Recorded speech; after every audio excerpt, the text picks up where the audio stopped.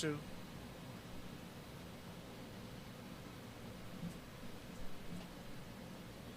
Is that the right? Is that the right one? That was it. All right. It looks like I see the red lights on, so I think that means that we're on the air again. Outstanding. I wonder how all this stuff works sometimes. All right. Well, good evening and welcome to the North Georgia GMRS Regional Net, the most interesting net in two-way radio. Tonight, we are live from Studio Vanguard, and we're linked in with the following repeaters. Tonight, we're linked in with Flagship, Fort Mountain, Buckhead, Columbus, Jersey, Toccoa, Zebulon, Noonan, Peachtree, Lookout Mountain, White Oak Mountain, Chattanooga, Mount Roosevelt, Ottawa, and I think that's it. All right. Are you sure? You don't sound and very. not you don't sound very Columbus, confident. and not Columbus. Okay. I was looking at the RF links there, trying to skip over those. So Okay. All right. normally I just have the list up. We've got a pretty good list of linked repeaters going on. This net takes place every other Thursday evening at 7:30 p.m. I'd like to thank all of you who've made the North Georgia GMRS the most expansive and active GMRS network in the country. Your net control tonight is Atlanta 946, WQYR 514. My name is Justin. And this is Atlanta 263, WSAL 368. My name is Rogers. And I'm WSAM 231, Atlanta 102, and my name is Jim. All right. On the net, you can talk about your day's activities, radio equipment, or anything you think we'd like to hear about. This is a family-based network, so we encourage you to get your family involved. Guest check-ins are welcome from anyone with a valid FCC license, with a valid FCC call sign. If you're checking in on YouTube, please include your FCC call sign, and we'll include you in our log. Include your first name and your general location, and we'd like to add that into the log as well. Once the floor is open, it is permissible to address other members of the net by their name or tactical unit number. Your FCC call sign is only required when you sign in and sign out of the net. I've lost my place. Let's see. Also, you can check out the YouTube live stream. We're live right now. So if you search North Georgia GMRS on YouTube and click on the one that says live, you'll be able to watch or hear how you sound when you make your radio call into us right here in the studio. Or you can play it back tomorrow and be able to hear exactly what we hear when you call in. All right. So tonight's topic is emergency power. If you're checking in using emergency power, we'd like for you to indicate what method of emergency power you're using. So there's lots of varieties, ways that you can do that, and there are more tools today for emergency power than there were even just a few years ago. But let us know what you're using for emergency power, and we'll add that into the log, and we'll talk about it more as the program goes on. No tips tonight. If you want to hear tips, then here's what we got to do. All right, a little conspiracy here. Julie is out of state at the moment, so I can say anything, and she's not going to hear it because, I know she's not watching a live stream because she's with the kids. And so she's going to be busy with the grandbaby. So I think we're good as far as that goes. I could say anything. But we're not going to talk about anything that showed up on Amazon today. We can't let that leak out. But what we can talk about is if you want tips to come back, send Julie an email at julie@NGGMRS.org.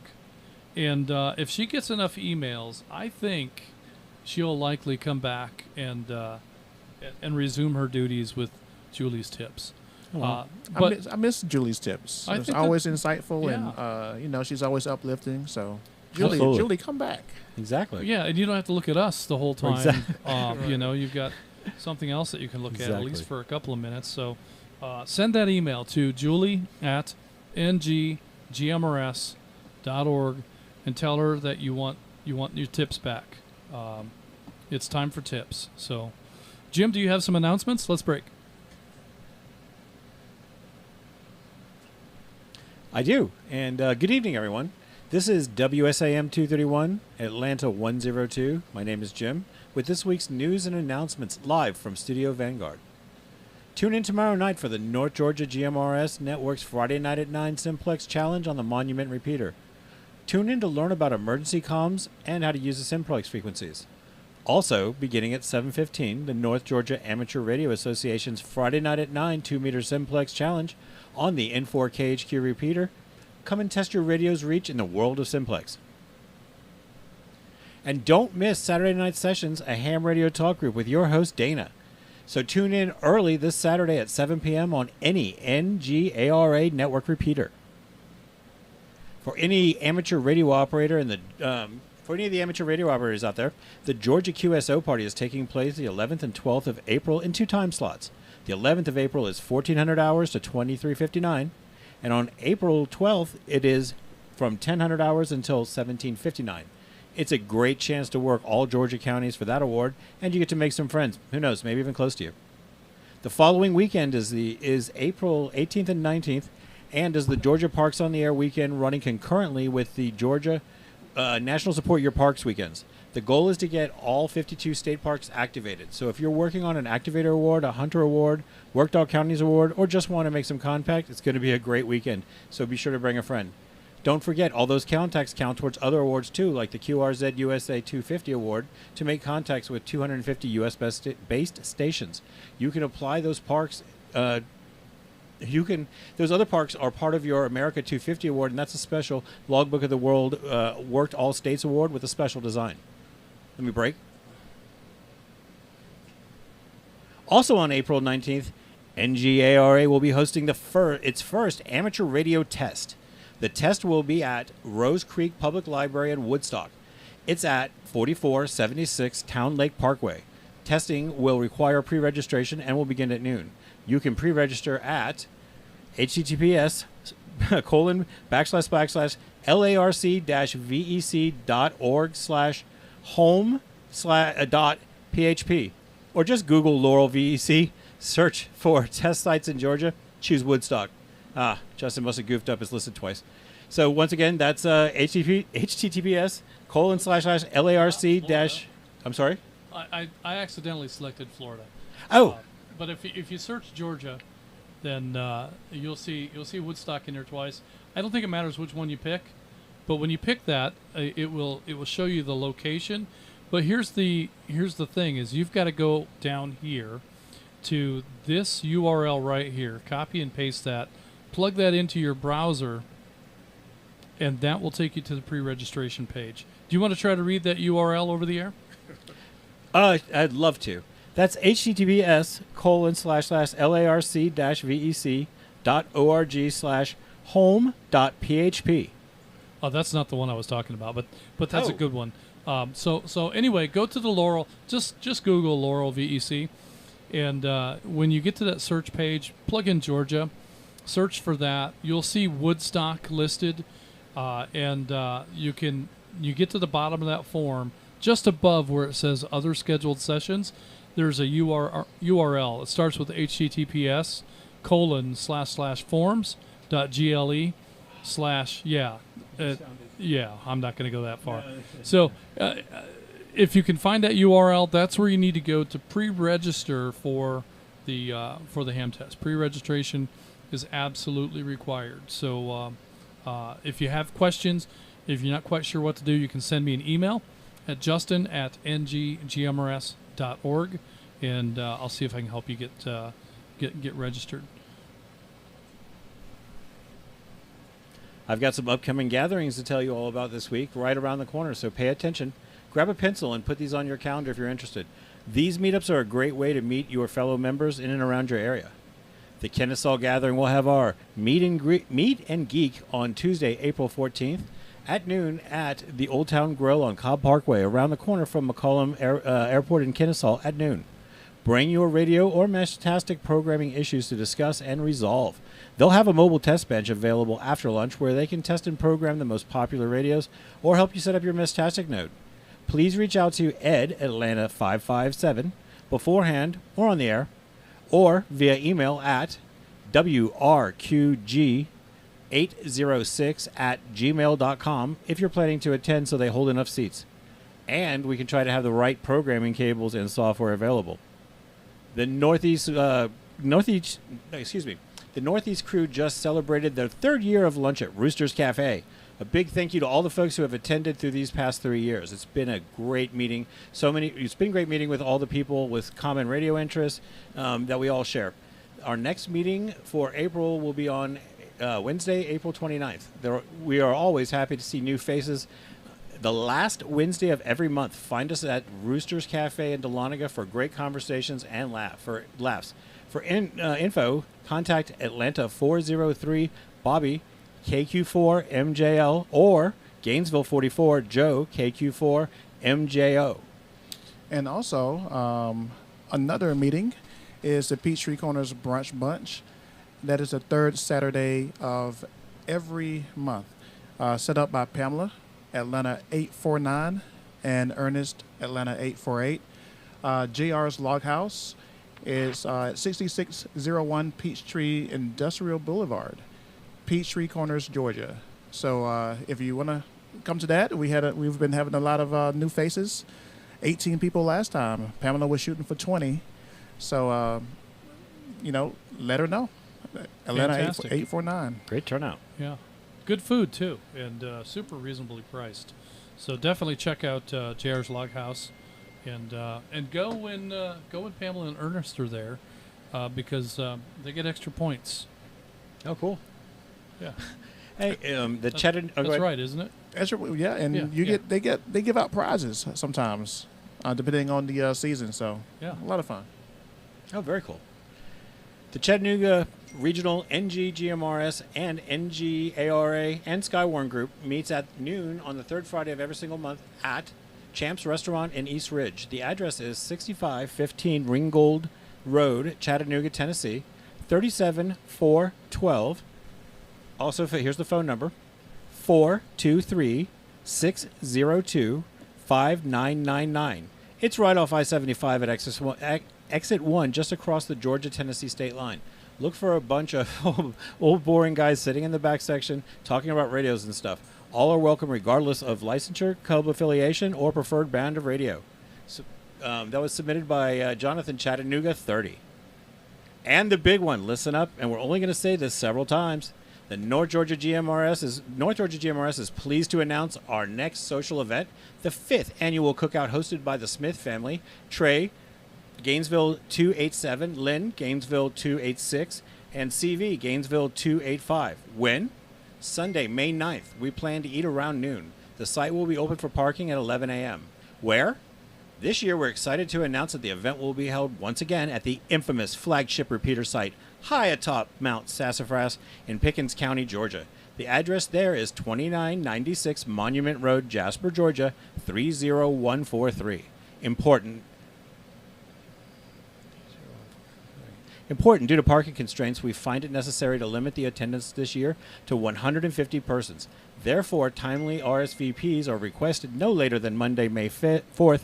When the 150-person limit is reached, we will, of course, give timely notice of such. Also, we're putting a special touch on this event with live music presented by For His Namesake, a gospel trio comprised of Lisa and Kenny McGill and NGGMRS member Barry Suggs, Chattanooga 61. Since this year's event will be an outdoor location, it is dependent on weather. This event could possibly be canceled with no contingency dates. Keep your eyes on your email for the day in the days leading up to May 9th, as we will be keeping our eyes on the weather leading up to that date. The menu is simple: hamburgers, hot dogs, chips, all the fixings, drinks, and dessert. There's no charge to attend. We want your attendance, not your money. We do ask that everyone bring chairs and easy-up tents for your party. The sun can be intense and so can the bugs. Sunscreen and bug spray might be a good idea as well. This will be a great opportunity for the family to take a ride into the North Georgia mountains and experience some great views. Meet people you have talked to on the radio. And in general, just meet with some great people. the views from atop Sassafras Mountains in Flagship, where Flagship is located, are spectacular. And for the radio enthusiasts of the family, you will be seeing the intimate workings of a true commercial-grade repeater site, the one and only Flagship. We encourage you to bring your friends who might at some point be interested in radio. This is always encouraged. We do not require membership in the NGGMRS to attend this annual event. Also, on your way to the event, you may want to tune your radios to the Monument repeater, where we will be monitoring and transmitting any critical updates and pertinent information related to the event. The Monument repeater information is you will receive on 462.550 with tone 141.3, and the Monument repeater receives on 467.550 with the same tone of 141.3. Please RSVP to NGGMRS events at gmail.com. We need the number in your party and their names, for name tag purposes. Please mark the date on your calendar, and we hope to see you all there. That's it. All right. When is that? That will require my scrolling again. I apologize. Oh, you don't even know? I would think that you would know off the top of your head that it's going to be Saturday, May 9, 2026. We're going to open up at 11 a.m. Food is planned to be served at noon, and we have a group that's coming to play. It's a gospel trio, I think. Do you know what the name of that group is? I saw it here. No, I know. For his name's sake. Yeah, we both found it at the same time. So I think that's going to be a lot of fun. The price of admission is unbeatable because it's free. So once again, when does that happen? Pop quiz, Saturday, May 9th. And that's my mother's birthday, so that's how I know. You're going to bring your mom, right? Maybe. Yeah, maybe. I think it'd be great. I think we should all bring our moms if we can. And Jim, do you know when is this? It's on May 9th, of course. What time? We get to open the doors at 11, and we expect to be eating around noon. All right. Pay attention to the guys wearing their safety vests and waving their flags, and they'll have the green cones all over the place. They'll help you get parked, and we'll try to cram as many vehicles safely as we can so that we don't have the quagmire that we had last time and people getting out. So I was unaware of all of that because I was so busy with 12 other things all at once. But this is going to be a great time. So come on out and hang out with us. Have some food, have some fellowship, and it'll be a great way to spend time with the great people of North Georgia GMRS. What else do you have for us, Jim? That's all we have today. That concludes our announcements.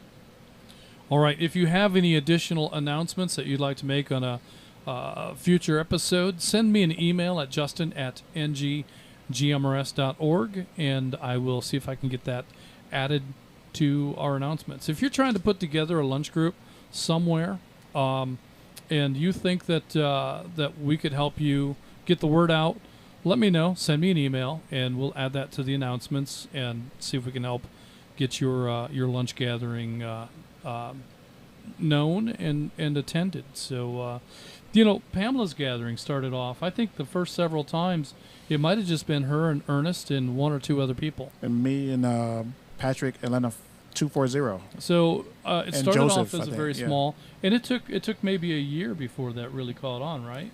It did. You guys were there for quite a long time. So what I'd like to convey is that if you're interested in hosting a group, don't be discouraged if very few people or nobody shows up at the first couple of events. Let's break. What matters, I think, the most, if you're going to have a successful event of this nature, is that you find a weekend or a weekday, if several of them are during the week, find a date that you can attend and host very consistently. Now, the holiday season, all bets are off, right? We get into November and December, even later in October. We get pretty busy with a lot of stuff, and quite honestly, if I've got family in town, I'm not coming to the luncheon, no matter what day of the week it is. I just, that family is going to be my focus.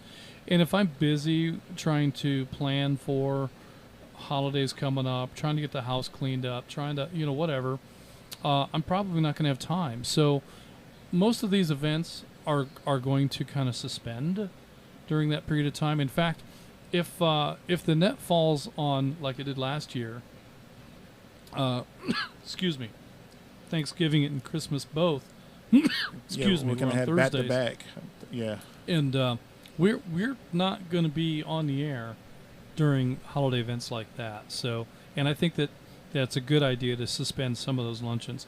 Now, if you continue to have the lunch and people are able to show up, that's great. There's no prohibition, but I'm just saying don't have high expectations of attendance during that time. So, but that's the key. All right, if you're going to do it, be able to be consistent with it. Be prepared for low attendance at the beginning, and just let it grow naturally. Let the word get out, and I think people will eventually will come and they will enjoy the fellowship. And I just wish that I had the means and the time to be able to attend more of these events. So Pamela's is great because it's on the weekend. And everybody else's is during the week, and it's really, really hard for me to break away and go do that. And also it helps restaurants. A lot of restaurants now are struggling due to the economy, and you see so many stores and restaurants closing down. They're happy to see us when we come into JRs. They almost expect us to be there every month. Oh yeah, and as it grows, those smiles get bigger and bigger. So yeah. it's good for everybody. So that is one thing. I know that our dining out budget has been drastically reduced. More than anything, we just don't have the time for it. But dining out has become a very different experience than it was prior to COVID. There's a much different expectation from the restaurants, and a much different expectation, from me when I go out to eat. And so I don't see the jam-packed parking lots that we once would see all the time. So have you been to the Marietta Diner lately? I haven't. It's easy to park now. Oh, wow. So and I've been there before. Parking is atrocious. no, it's a piece of cake. There's plenty of room to park. And it's very, very different from experiences. Have you been to the Marietta Diner? I have not. No. No. Well, it historically, the place is just jammed all the time. Mm-hmm. I mean, you could show up there at 11, 12 o'clock midnight because they were Mm-hmm. open. They used to be open 24 hours. I don't think they are anymore. You could show up in the wee hours and they're still busy. So I think about the time that the bars close, they would get busy again, just like Waffle House does. Mhm. But That's their business model. yeah. Okay, let's break. Let's break. All right. So, is that the end of our? No, it's not. We've got more to do here. So, I think the next thing that we have to do is to take check-ins. So, let's see if we have any additional check-ins. Now, I neglected to ask people in early check-ins if they were on emergency power. But we're going to do that going forward here. So if you're operating on emergency power, go ahead and let us know. And if you're using an HT, or if you're in a mobile, or if you just run off car battery, just tell us that, if you've got the Generac fired up and you're running on standby power and in the whole house, just whatever it is, quick and simple. And part of this exercise is just that, right? It's a chance for us to go ahead and fire up that generator and make sure it's going to run, because we're coming up on this stormy season, and the last thing we want to do is know that the storm is coming on Friday and be out there in the garage all day Thursday trying to get the generator started. All right, so if we all go out there during the net and get the generator running, then we know that for the next few weeks we can count on it if we have trouble. How many times do we get a machine like that, fire it up and use it, and then shove it in the back of the garage, and then we've got stuff stacked on top of it, and it's covered with dust, and it's been 2.5 years since we've ever broken it out. We go to use it, and it won't start. Same goes for chainsaws. You let it sit on yeah. your shelf for about 3 years, and that gas becomes jelly, and then you don't have a chainsaw. Right. Yeah, my chainsaw gets a little more action than that, and it goes to the shop every year for a tune-up. So my chainsaw's been, but I don't know if would I think to do that with. That's what we should do with our generators. Correct. We should take them to the shop and get them tuned up every year. make sure that the gas is fresh, make sure that the oil has been changed, make sure that when we need that silly thing, it's going to start. So that is biggest reason why I don't have a generator, is because I know that I'm terrible about. I don't know why I'm so good with a chainsaw, but I go out there right now and that chainsaw will start and run on a third pole. It's outstanding. So it just has always been super reliable. I don't know why I'm so good about taking care of the chainsaw, but I don't think I would be about, like the lawn mowers. I do change the oil, and I do change the air filters and stuff occasionally. Occasionally. Yeah. So, but I got one out there that I know I can't start right now. It needs a battery, and it might need more than that. So, does anybody work on riding lawnmowers? I think I need a transmission. No. Everybody's no. looking the other way. What are you talking Exactly. about? All right. Let's see if we've got any additional check-ins. This is WQIR 514 Atlanta 946. My name is Justin. This is WSAL 368 Atlanta 263 Rogers. And this is WSAM 231 Atlanta 102 Jim.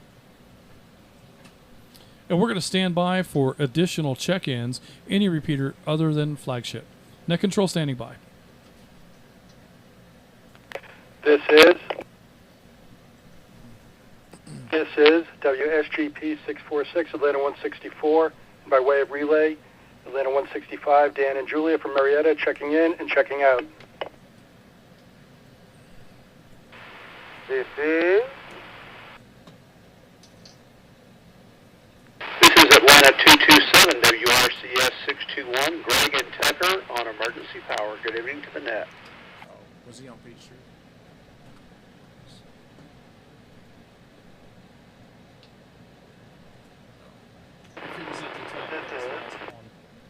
Okay, it was Peachtree. Yeah. Whiskey Sierra Hotel Golf 331, Atlanta 350, checking in and checking out.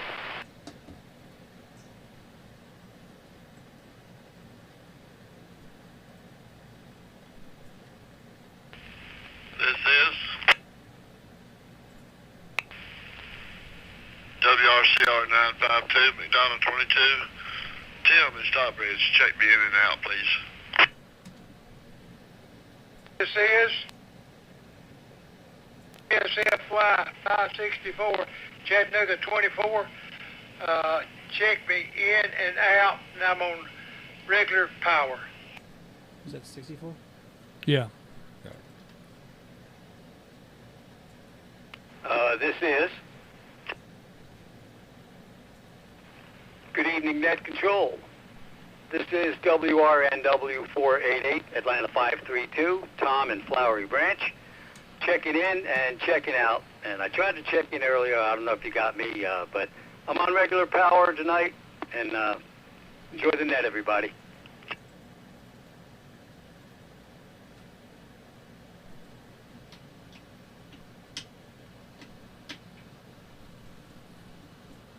This is WRQB 762, Gainesville 44, Joe, Cleveland, Georgia, checking in and out on regular power. Didn't get my Blue Eddy out. Okay.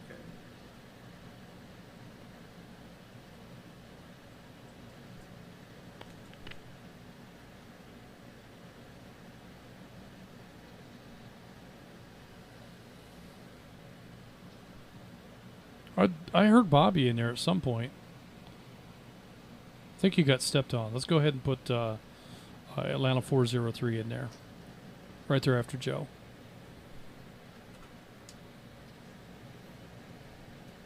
I think Joe said he was in and out. We'll call on Bobby. Okay.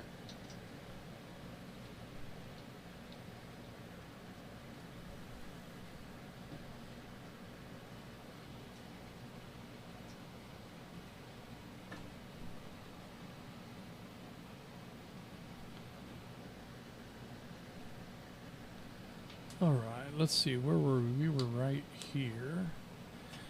All right, we did hear some noise in there, but I think we got most of them. Listen up, and if I call you, then we got you. And if I don't call you, then we didn't get you. So, and some of these might be out of order. So listen hard, and we'll see if we can sort all this out. First up, we've got Atlanta 164 and 165. That's Dan and Julia, both are in and out. Next, we have Atlanta 227. Greg in Tucker is on emergency power. Atlanta 350. Ted in Tucker is in and out. McDonough 22. Tim in Stockbridge, also in and out. Chattanooga 64. Ryan in Ottawa is on regular unleaded power. We have Atlanta 532. Tom in Flowery Branch, also on regular power. Gainesville 44. Joe running regular power, but he has the Blue Yeti option. So is there a difference in performance between, like, say, the Blue Yeti and the White Yeti? Is the White Yeti colder or is the Blue Yeti colder? Got to ask him. I don't know. Is there a Red Yeti? Don't think so. You don't think so? But you know what? It would be patriotic. Yeah, for branding purposes, who knows? I mean, Right. we can come out with that, and I think there could be some Red, white, and blue. could be some marketing options there. Yeah. All right. So, and then we've also got, we heard Bobby in there somewhere, but he got stepped on hard, and so we heard This Is, and then that's all we ever heard. But we know it was Bobby. Atlanta 403, probably at the Vortex, and probably also on regular power, unless they felt bad and they're breaking out the Blue Yeti right now. But I doubt it. Probably not. Right. And here's the point of all of this is just, having the option and knowing that it's going to be there and work. And so these solar generators are a great option because, like we talked about a little bit ago, fuel, maintenance, service on a generator, if you don't take care of that silly thing, when a storm comes, it might not start. And if you've got a generator in your garage, you're only half prepared. That's only half of it.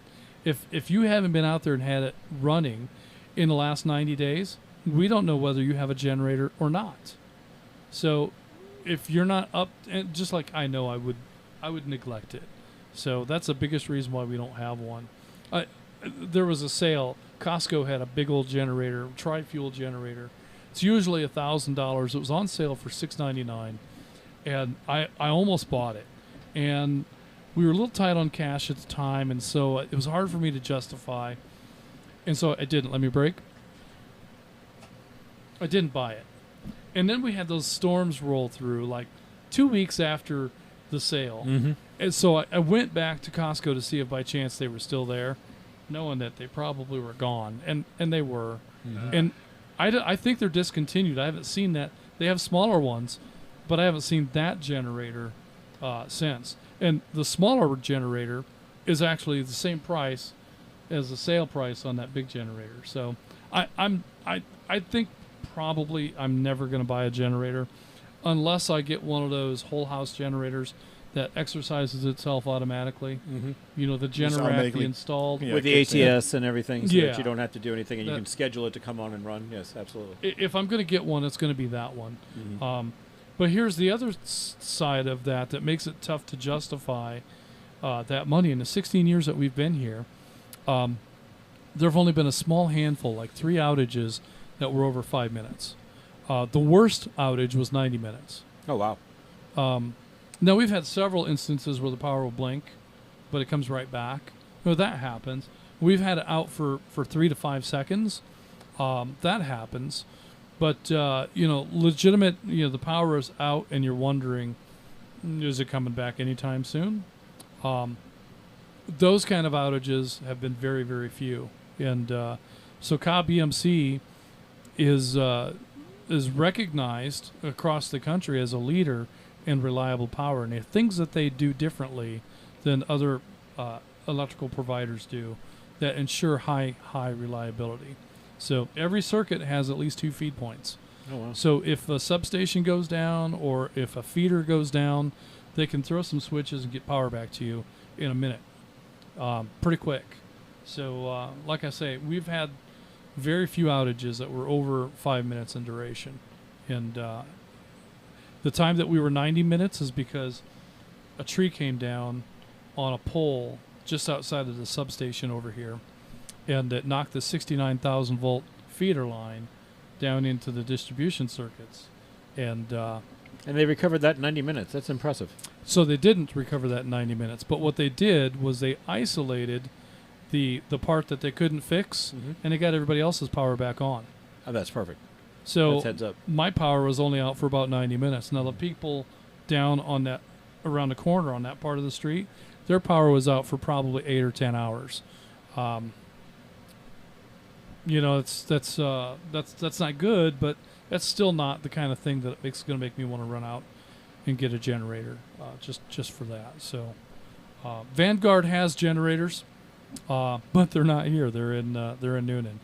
So if we needed to power Vanguard, typically we power Vanguard with generators when we're out on deployment, and this isn't really a deployment. We're pretty reliable with power here.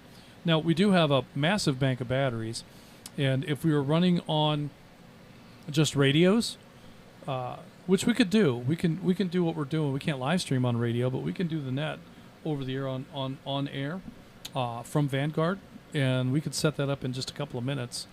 That antenna that we were just talking about outside that needs some attention would be the one that we would use to connect in here. So we've got 3 radios in Vanguard. We've got the VHF radio. We have let's break. The 3 radios, we have a VHF radio. We have a UHF radio that will access all the North Georgia GMRS repeaters. We need to add in the ARA repeaters to that one. And then we also have a Vanguard has its own repeater that we could activate. So if we needed to, we could fire up the repeater on board and get it playing. If we needed to fill in a hole someplace, we usually fire up the repeater when we deploy Vanguard at Hamfests and things of that nature. So this is a great standby platform because it's got big batteries. The whole nose of that trailer is full of big batteries. So, all right, let's continue on with check-ins. Any repeater anywhere. Net control standing by. Atlanta 306, George, WSFR 920. Checking in, checking out. Atlanta 306. Got it. Right.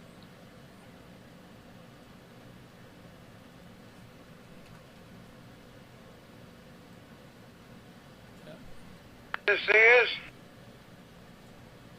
VSFY 564, Chattanooga 24, checking in and out, and I'm on regular power.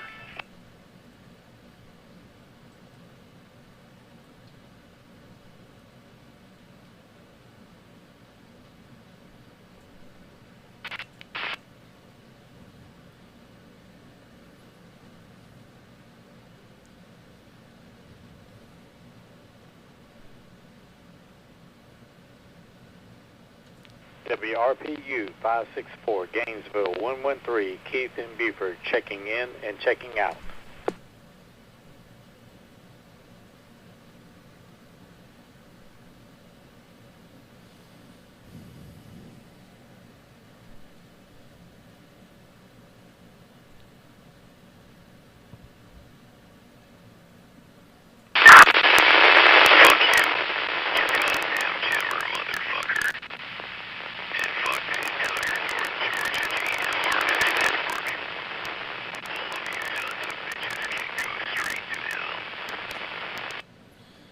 All right, I'm going to go ahead and acknowledge these last couple of check-ins. We've got Atlanta 306. Radio checked me, but nobody's getting out. Who was that? Didn't- All right, Atlanta 306. Let's see. Am I can't see the tool here. No, we're not. All right. Sorry about that. Atlanta 306, George in Loganville. We've got you as in and out. Chattanooga 24, Roy in Dalton on regular power is in and out. And Gainesville 113, Keith in Buford is in and out. And let's see. All right, so we'll let's go ahead and roll on up to the top. If you didn't get a chance to get checked in, I'll tell you what. Let's take one more break because I think there was one in there that was trying to check in. Was he asking for a radio check? I missed that. But if you've got an FCC call sign, go ahead and call in with that. Or if you've got a TAC number, give us your TAC number. We'd love to get you on the air. I just saw we dropped out on the node manager. We just dropped out altogether and came right back. And I think that's what they were talking about earlier in the evening. Mm-hmm. We dropped completely off and then came right back. So I'm not sure what's up with that. One last round of check-ins from any repeater anywhere.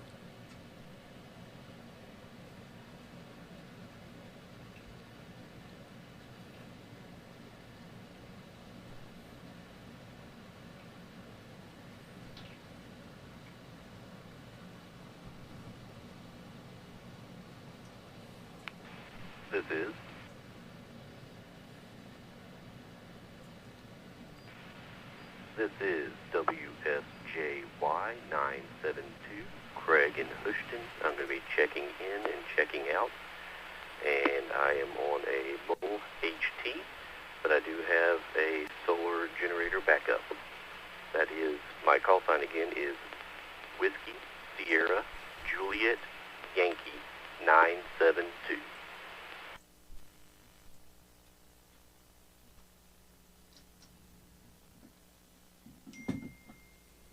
All right, Craig, we've got you in here, Whiskey Sierra Juliet Yankee 972. Thanks for hanging out with us tonight. We'll get you marked as in. All right, Jim, what's next on the list here? We gonna go to the top? Sure. All right, let's go ahead and roll on up to the top. And looks like Adam is our first. So Adam, are you operating on emergency power? Do you have any information you'd like to share regarding emergency power operations? Yeah, so net control, this is Adam, WSSC 587. I realize I didn't have to do that. But I do use emergency power. Right now I am on a solar generator, what is it, LifePi or Pi Life? Whatever, whole life, whatever those batteries are, that's what this one's made out of. I also have a whole house generator that runs on LP, and that does self-test itself, so I don't have to think about it. Every second Tuesday of the month, it goes off for 15 minutes. And unlike you, I've used it for days. So that I try to make sure my HTs are also powered up. Just in case something happens. So on that standby generator, do you have somebody that comes out and does an annual service on that, or does it get serviced after so many hours of runtime? How do you do maintenance on that guy? I know that it takes care of itself and it'll do the runtime, but it can't change its own oil, can it? I mean, that would be pretty cool. No, it could. So we actually only get service on it once every 2 years. It doesn't really need it. It's supposed to get service every few years, but it's big. The thing is like the size of an old, of like a Fiat. So it's a big generator, and yeah, it's also really quiet. My next door neighbors also have one, and theirs is really, truly loud. Yeah, I've seen that range. That some of them are pretty quiet and some of them are pretty not. It seems like the more industrial they are, the bigger heavy duty ones tend to be considerably louder. You've got the little consumer generators that are in that insulated case. Those guys tend to be fairly quiet, but I've not seen one yet that will run without you having some awareness that it's on. We've got these inverter type generators now. Honda makes a couple of them. That's what we use for Vanguard. We use the 2,000 watt Honda generators, and they do a pretty good job. It struggles with the AC, but as far as powering everything else, computers and radios and stuff, No problem at all. What's nice about that thing is it can be right outside the door of Vanguard and not interrupt operations whatsoever. Super, super quiet. And I know that Harbor Freight has some of those inverter style. It's like a Honda copy. And they're also very quiet. I think their output might be a little dirtier, but overall, it depends on what you're doing. You know, Right. if you're trying to run sensitive electronics, you might have some trouble with that. If you're trying to do HF radio off of an inverter style generator, and it's a cheap one, you might have limited success. Exactly. You could get a lot of transmission noise, and it's gonna be broadcasting in ways that you don't want it to. Right. Yeah. So those things can be problematic just in that sense. I've experienced that, so I know firsthand what I'm speaking of. But you know, at the same time, a better generator will have less of that kind of interference. And so we actually did an A/B comparison between a Champion generator.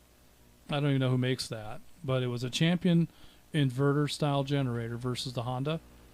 And operating under the Champion, HF was unusable. It was covered up in noise, and you just absolutely not functional. With the Honda, there was still noise, but the noise floor was very, very different. And although we were unsuccessful in any contacts, I think that with a little bit of effort and some tuning and some mitigation, we probably could have gotten to the point where we could make contacts. We just didn't have the means at that point in time to do any of those things. So, yeah, a whole house generator. Now, those typically are not inverter-style generators, so the RF noise is going to be considerably different. It's not that there's not going to be any, but it's probably going to be focused around 120 hertz, 180 hertz, 60 hertz.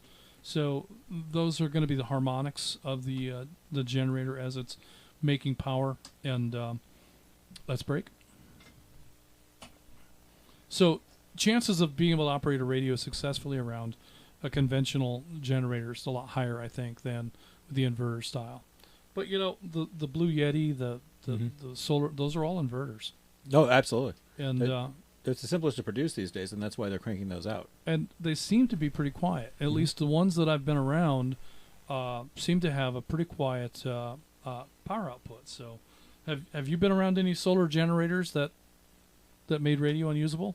Not that made radio unusable, but I picked up on that signal using one. That's absolutely correct. In fact, to the point where I would use that to just charge the bank, stop the inverting process, and then just go directly to the DC. Okay. To be able to bypass that. That was the workaround. Okay. All right. That makes sense. Because DC should be very, very quiet. Oh, absolutely. Before we get off of what Adam mentioned, something very important there at the end also, which is a great mobile power step. Most of us have a few of these handhelds. Keeping those handhelds charged, and however you keep them charged, but having them topped off is also an excellent preparatory step for the loss of power. And I think that's a valid point. And I think the handhelds, that is a valid emergency power tool. All right. And coupled with things that we do on a Friday night at 9, if you can reach a repeater, that's fantastic. And if you're running on emergency power, being able to monitor a repeater, being able to hit that repeater is a big deal. And that covers us. All right. That's the cheapest emergency power we could possibly have, because we're probably going to have an HD anyway. All right. So it's almost free at that point. Exactly. You don't have to have a live post system. You don't have to have a solar generator. You don't have to have a Honda. You don't have to have any of these things if you just have HTs with charged batteries. But HTs with dead batteries, that's not going to get you anywhere. Nope. So that's a great point, and I think that's a valid emergency power tool. Good stuff, Adam. Thanks for those comments. Let's move on to Atlanta 9-0. Robert in Woodstock. Robert, did you have any comments for tonight's net? And what's your emergency power plan? Yeah, I've got a couple of generators. I just got a Jackery Home Power 3600, which is really nice. I'm running the whole office right now on it. I've got a full house generator also, an older one. But it seems to be doing good for me.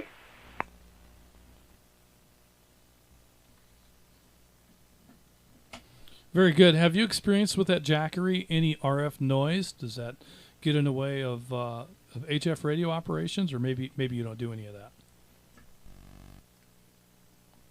I'm a ham. Well, I've got 2 computers running on it right now, and they would pick up something if it was wrong. But no, the Jackery is just, it's a new one, so it sure has it runs great, and I have no problems. Yeah, very good. And you know, they're not really all that cheap when it comes down to it. So hopefully some of that money is being used to provide for better filtering and better waveform production. You know, with those inverters. I had an inverter years ago. It was a type of inverter that they used in ambulances at that time, and it was installed in a semi-tractor that I drove. And that inverter was so bad that you couldn't watch TV. Oh, if you were powering it from the inverter, Mm-hmm. It's so much noise that it affected the CRT screen, and it was just unwatchable. So the only way you could watch TV running off battery was that particular TV was capable of DC power as well as AC, and so I would have to switch to DC and pull direct off the batteries. But with that inverter running, that TV that ran a microwave just fine, and it ran that little mini refrigerator just fine. But that inverter was so noisy and so bad that you couldn't watch TV with it. So they're out there, and especially the older ones. I would be willing to bet. I think I still have that inverter. I'd be willing to bet that the capacitors are all dried up, and if I tried to power it up today, it'd probably explode. But I mean, we can save it for the 4th of July and give it a shot. hey, let's take it to Flagship and see what we get. As long as we keep it far away from Flagship. Yeah. All right. Well, good stuff. Thanks for that, Robert. I guess if we do have a significant outage, because you're right here in Woodstock, I'll look you up. He's got it covered. You got it covered. That's right. So he's got the whole power. office running off of that 3600. That's pretty cool. Good deal. All right. Let's move on to. Let's see. I think that's actually George that was checked in down here. Is that? No, that's altogether different. Okay, the call sign's different. So we've got. I think it was WSAS 317, and we heard George. So it's not our George from.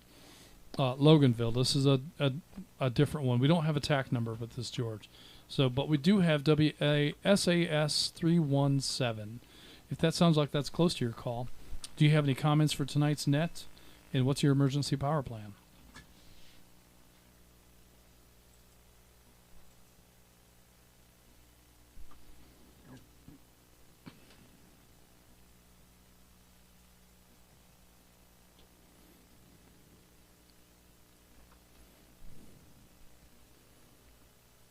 All right, we're going to mark WSAS 317 as in and out and keep right on trucking.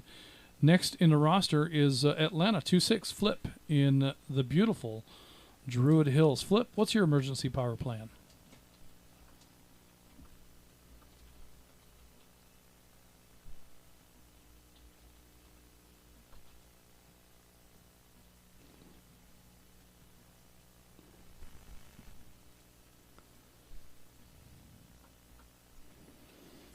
All right, we're going to skip Flip and come back to him here in a little bit. Let's move on to McDonough 29. Tom in McDonough. Tom, what's your emergency power plan? And do you have any other tips or advice for emergency power? Yeah, copy that. Yeah, I've got a generator enough to run a freezer and a refrigerator, not an air conditioner or a whole house. I've also got a solar generator with solar panels, and I believe I hadn't heard anybody say anything about pure sine break. But yeah, I think if they're rated pure sine, they'll run electronics fairly well. At least that's been my experience. But I hadn't heard anybody say anything about Faraday bags either, which EMP type things could happen, solar flares, things of that nature.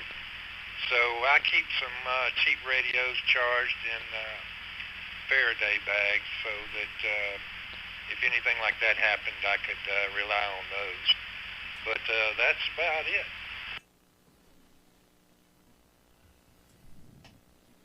Oh yeah.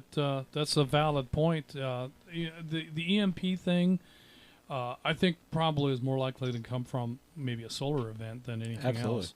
But that's not out of the realm. So, and here's the thing: by the time you know it's coming, it's already here. Yeah, and there is historical precedent, and anyone can look this up online. In 1859, there was what was called the Carrington event, and we were just bringing up teletype systems across the United States. And during that event, two big things of note: the teletype systems that weren't built yet still worked, and the Northern Lights had it hazy daylight time in Cuba. So the sun is capable of bathing us with enough electromagnetic energy to where it would be the effect of an EMP, and this has happened. Now, it was over 100 years ago, but at some point the sun will do it again. Well, and that's the thing that when it comes to things like solar activity and things, you've got this big ball of rock that's circling the sun, but not only is it circling the sun, but there are other astronomical things that are happening, and so you have different alignments that occur at different times, and these can have an impact on all sorts of things. They can have an impact on tides, can have an impact on weather, temperature, how the magnetic field around the Earth can or maybe won't shield us from electromagnetic radiation. Not all planets have that, so we're kind of lucky that we do. We've even seen or have evidence of the magnetic poles flipping over periods of time. So historically, that has happened, and what causes it is, it's speculated, but it's not truly known. So any of these things could cause all kinds of craziness. Imagine your compass all of a sudden starts pointing to the south instead of pointing north, because if we flip our poles, that's what's going to happen. Mm-hmm. And the other thing to make note of is that the North Pole, it moves. It's not in the exact same place all the time, and so that can also have an impact on our compass, which is one of the things that, having GPS available to us, very few of us even know how to use a compass.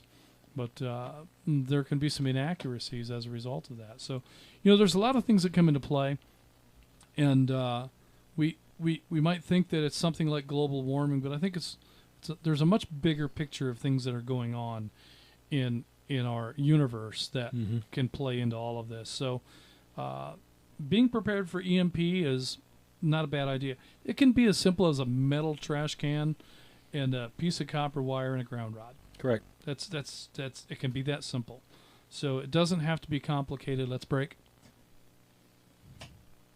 But some of these tools for EMP mitigation are definitely worth taking a look at. So I've seen copper screens sewn into bags, and I think that might be what Robert was talking about.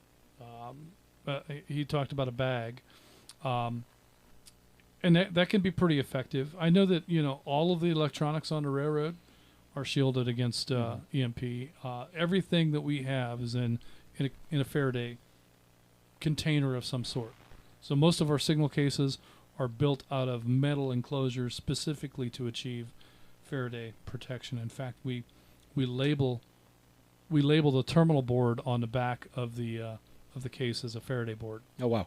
So the intent is there to protect against that sort of a thing. So good stuff, Robert. Appreciate your participation tonight.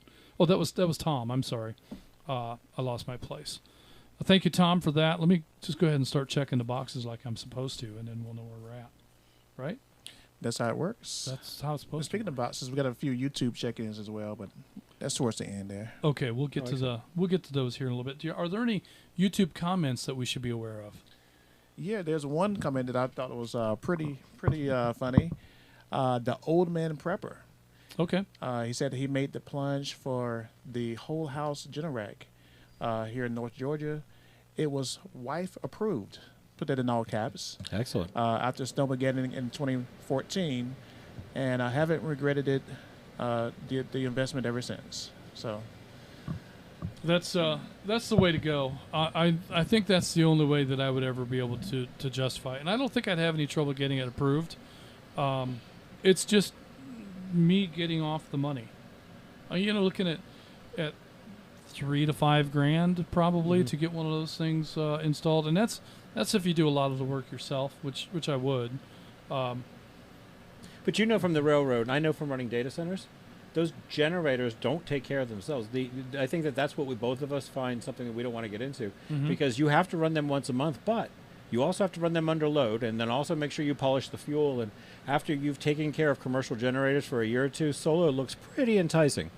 And I tell you, the Jackery device, the Blue Yeti, these solar generators, especially the ones that come with solar panels, man, if you could just lay out a couple of panels across your lawn and be able to recharge your solar generator, that's brilliant.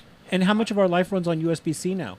So you have that power source, you charge it up all day and all night, all the phones and everything that you need get charged, and you can run a CPAP off of that. Ask me how I know. I've got a little inverter attached to a LiPo battery so I can breathe at night if the power's gone. Yeah, that's lots of options there. I think our emergency power options are a lot better today than they were just a few years ago. So good stuff, Tom. Thank you for that. We've got Mike, Atlanta 79, right here in Woodstock. Mike, what's your emergency power plan? Am I coming to your house?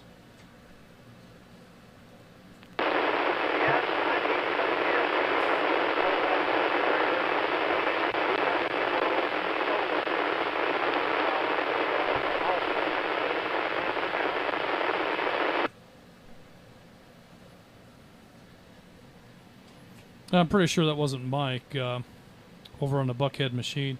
Your signal was just all covered up in noise. So whoever that was on the Buckhead machine, you'll have to improve your signal, get to a better location, find a radio with more power, something, so that you can get in here. But let's go back to Mike, Atlanta 79.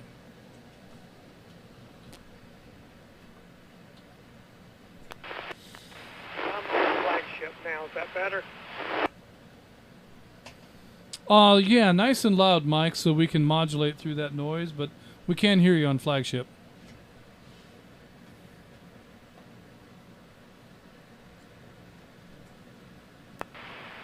I was saying that we have whole house generator here, Generac brand, and a small solar generator from my office out back.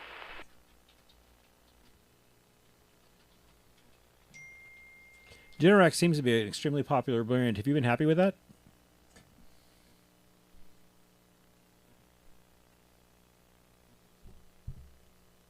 You getting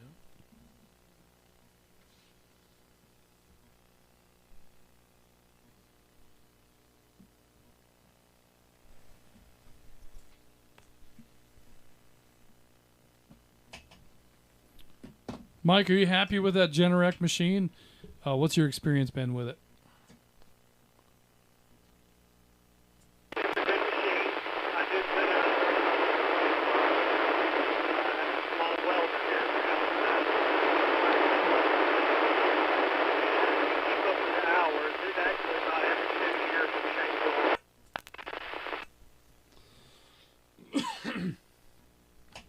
Well, it's a pretty popular machine, and I know a lot of people seem to be pretty pleased with it. I think it's the price point that probably gets you there. So you can't beat it for the money. And when you look at the alternatives, the cost goes up pretty quick. So that's, it's the other thing I've been looking at is you see these big 10, 15, 25 kilowatt machines on GovPlanet or on these auction sites. And I just, and you could buy them stupid cheap. Oh, yeah. You could buy this big 25 kilowatt machine mounted on a trailer for $2 and $3 and $4 grand. Yep. And there's entire YouTube videos on rebuilding those. Yeah. People take those on, but it's a lot of work.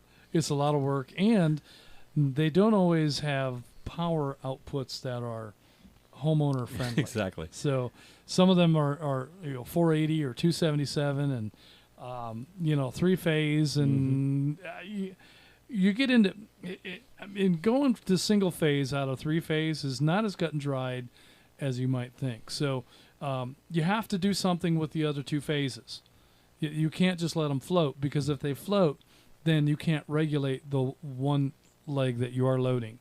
So you got to figure out some way to load those other phases.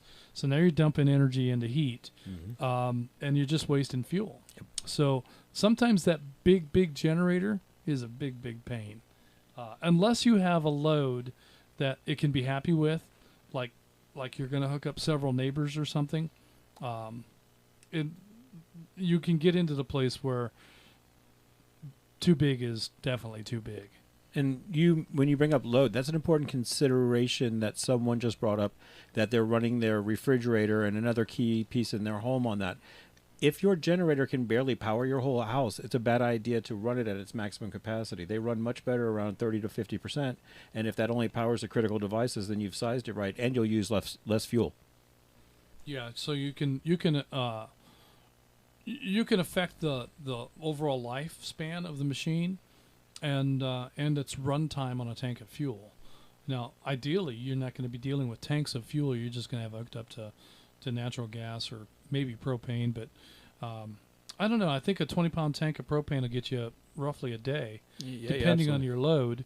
But you know, a friend of mine has a fairly large generator. Well, it's the one I wanted to buy at Costco, and he runs it off of a 100-pound tank of propane. It'll run for 3 or 4 days. So maybe it'll run longer than that, but that's the longest he's had to run it that I'm aware of. So, yeah, could be. Well, good stuff, Mike. I think, let's break. I think that's enough information for me to know that if we have an extended power outage, I'll have to come look you up. So, all right, with that, let's move on to Chattanooga 32, Alec in Dalton. Alec, what's your emergency power plan?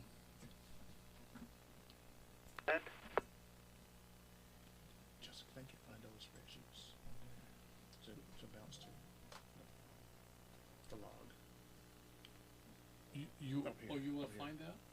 Oh, you want me to put it up here? Okay. Or just an actual one, so I can. Yeah. I'll show it. Let me just do this.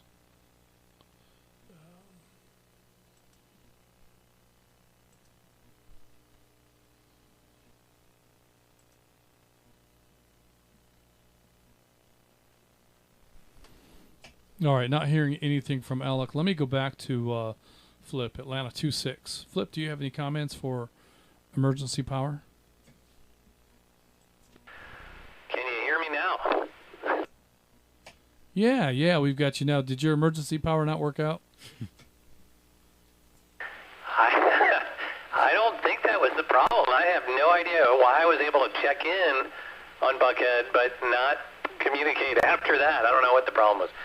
Anyway, I was saying that I have a two-stage system. I have batteries in my shack that last about 30 minutes, depending on how much equipment I have loaded up. And then after that, I have about a 9,000 watt, which is about roughly a third of my house power, quasi-mobile generator.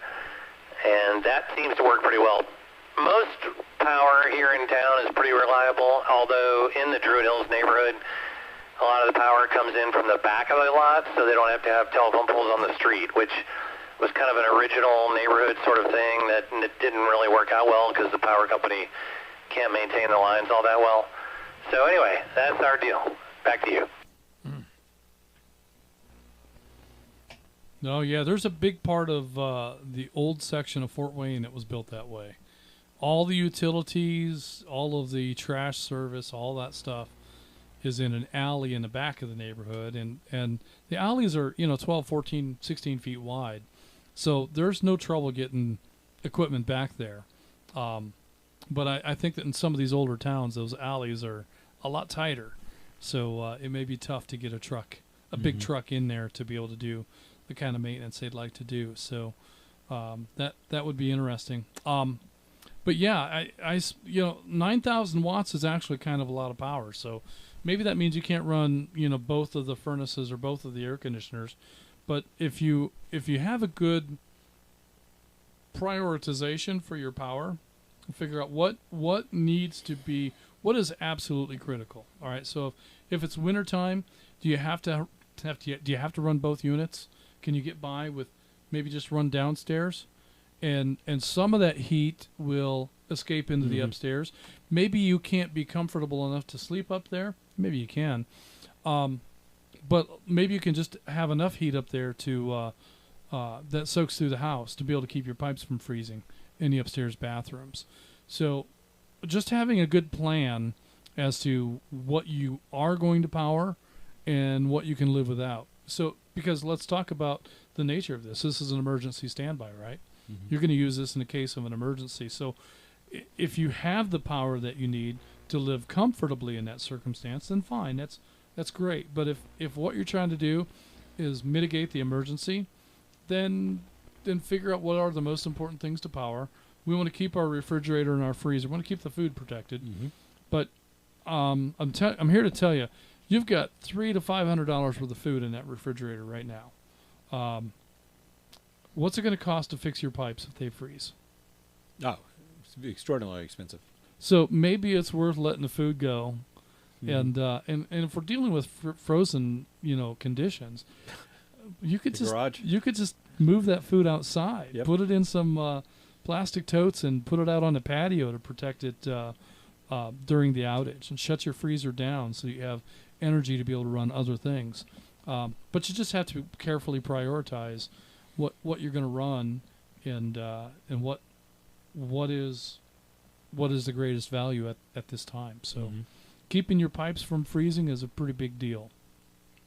This time of the year, we all want air conditioning, but maybe you're going to have to settle for a room fan. Absolutely. A little box fan. They don't draw a lot of power, and they can make a big difference in comfort if that's all you got. So. And it's also interesting when you bring up a little bit of power. Sometimes you need a little bit of power to run gas appliances. Just because it's a gas stove doesn't mean that it will run without power if it has a computer that controls those valves. Let's break. Yeah, that's something I ran into just this week. I learned that they make those appliances specifically for off-grid that don't require electricity. But the stuff that you buy at Home Depot and Lowe's, those appliances, they all have to be plugged in.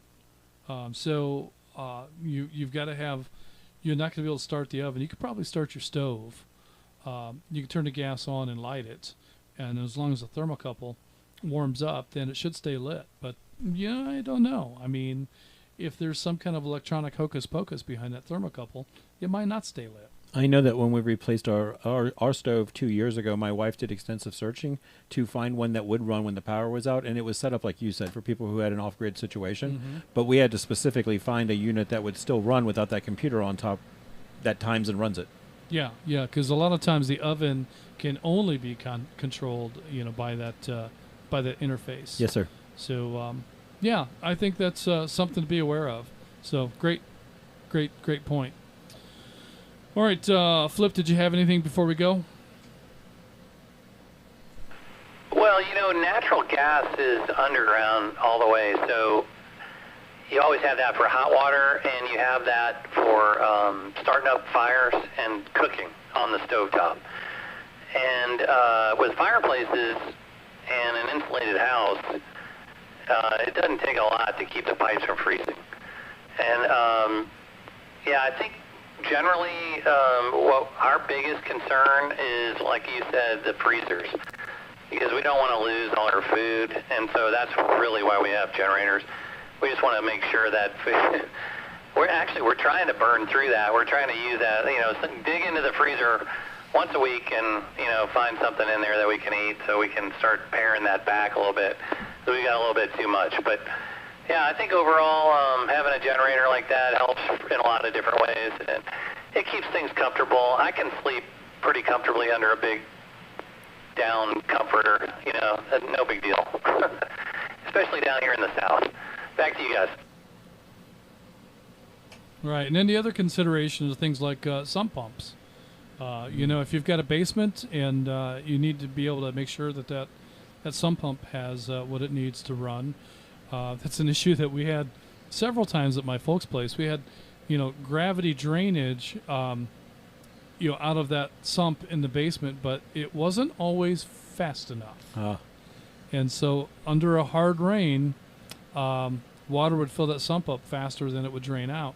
So we had to have an active pump in there, and there have been a couple of occasions where the pump failed.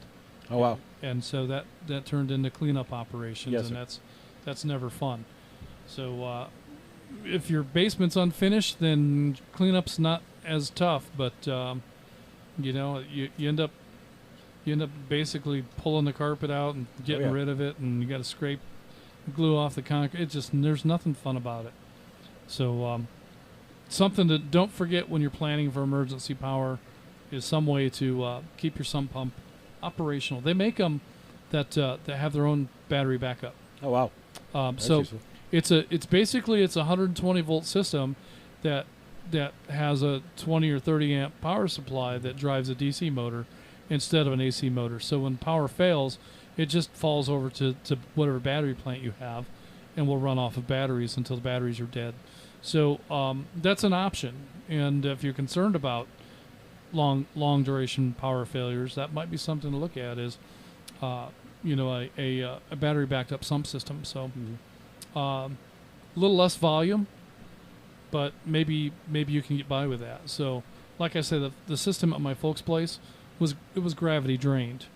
It was just that sometimes the rain came in faster than that little 4-inch tile could run it all away. So I think that tile may have had some obstructions in it too that slowed it down. But Sure. so all right, well, good stuff. Well, next on the list we've got Chattanooga 260. Colt, what's your emergency power plan? Chat 260, WSDM 494. Yeah, so multiple. I do have the inverter Jennies. So I guess my plan is a little bit different than most.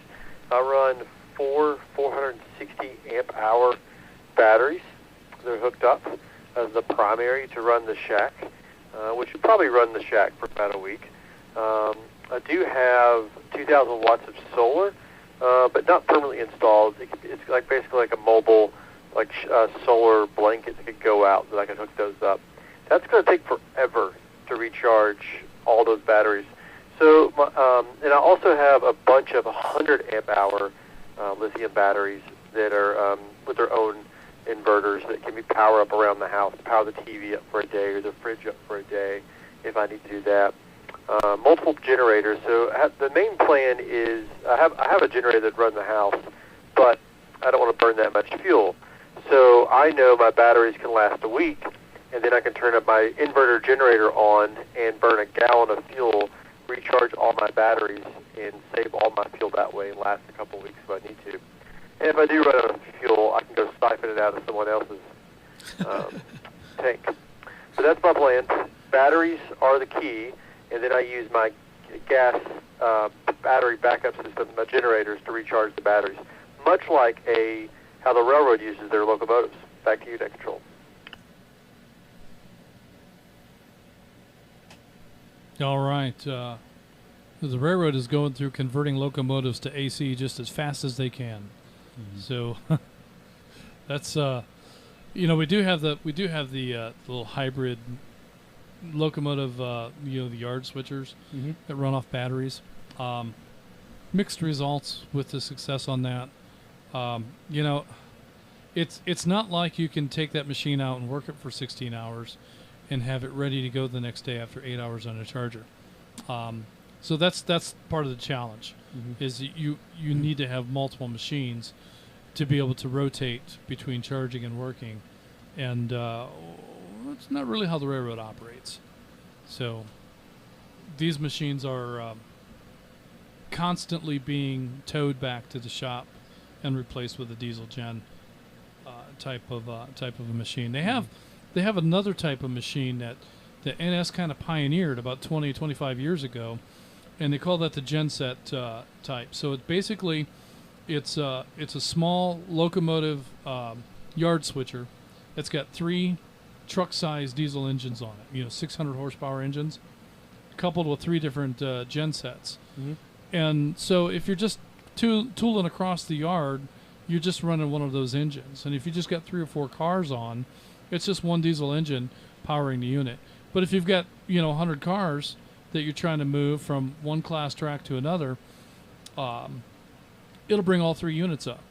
And it's got a computer on board that cycles the engine run on each engine in such a way to keep their time reasonably balanced, so that when it's due for service, they're all due for service. Rather than having to service this engine on Monday, and then a week from Tuesday you got to take it back in to have the other one. The service comes due on all 3 units all at about the same time. So that's a neat machine, and we've actually got probably a few hundred of those scattered throughout the system, and that's the unit that gets the most action. So it's not that it's zero emission. It does have diesel engines on board, but it's only bringing up the amount of power that it needs as it needs it. And as soon as it doesn't need that power, it'll shut off whatever engines it chooses to make the appropriate amount of power for its working condition at that time. So that is the most efficient yard switcher that we have. As far as diesel electric, in terms of yard switchers, now on the road, 2,000 horsepower in a yard locomotive is fine, but out on a line of road, that's just not going to cut it. I mean, that's just there's no place for a machine like that on line of road. So those 4,400 horsepower machines, let's break. Those units get added, and they get tied on the same way. If you see more than 2 locomotives on the head end of a train, it's because they're just moving one. One is in transit, going somewhere else. If you try to power with more than 2 locomotives, there's a pretty good chance you're going to break a drawbar. Oh, wow. So if we need more than 2 engines to move that train because of grade or what have you, they're going to be looking at distributed power, and they're going to stick an engine in the middle and maybe another one on the back. So, but that makes sense. Yeah, anytime you see more than 2 locomotives on the head end, there's only typically just 2 of them that are running. So if you listen as they go by, you'll be able to know. It's not necessarily the first 2. So it just depends on power, because those machines run from 3,600 horsepower to 4,400. Depends on a specific configuration. So, all right, good stuff. Having an abundance of, we were talking about this, I think, at dinner, having one big solar generator is nice because it'll power lots of devices, but it might be better to have 2 or 3 smaller ones. So there might be more utility in having several, maybe 3 30 amp hour devices too, or 3 30 amp hour devices might be more valuable than having a 100 amp hour device, because you can actually break that up, and maybe you can power elements in different parts of the home off of smaller machines than if you just had the one big one. So if you can only afford to buy one, buy the one. But if you can break that purchase up and maybe make several smaller purchases, you can get a little more utility out of those machines by having a few smaller ones that maybe equate to the power of the big one, if that has to be. And it could be that in application that's not practical for you, but I think that the benefits outweigh the cons in that. The other thing I like about that is, instead of having to pony up the cash for a great big solar generator, you can get into it a little less painfully, and then just keep repeating adding to it as you go until you reach your goals in terms of production capacity. So and one way that I started it, I just started out with one battery. I have a 35 amp hour battery that I got off of Facebook Marketplace, and I got it 2 years ago, and primarily use it for Simplex when we do on Friday nights. But I paid, I don't know, maybe $30 or $40 for it, and sometimes it's a LiPo, and sometimes those usually go for a lot more, brand new. So, like you just mentioned, kind of stacking batteries and stacking power, that's one way that you can do it fairly cheaply, I guess you could say, and not have to worry about it if you had to give one away, or put it away for for a different like refrigerator or a different device that you're charging. Right. Let's break. Yeah, so I mean, if you're in that situation where you're running off of solar generators, it's pretty easy to unplug the refrigerator from the wall socket that's dead and plug that into a solar generator and let that guy run off of the solar generator and get whatever runtime you can get out of it. Meanwhile, you can have another one sitting out in the yard charging, with the solar panels, and it's it's doing its best to keep charging. If you just have the one unit, some of them are not going to charge and run at the same time.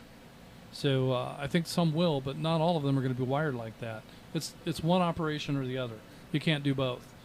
So if that's what you've got, you're better off having multiple units so that you can have your equipment in operation while your other device is out charging, and rotate them as the charge state requires that you do that. And then that can give you a little more flexibility. The other thing you can do is you can power the refrigerator with one device.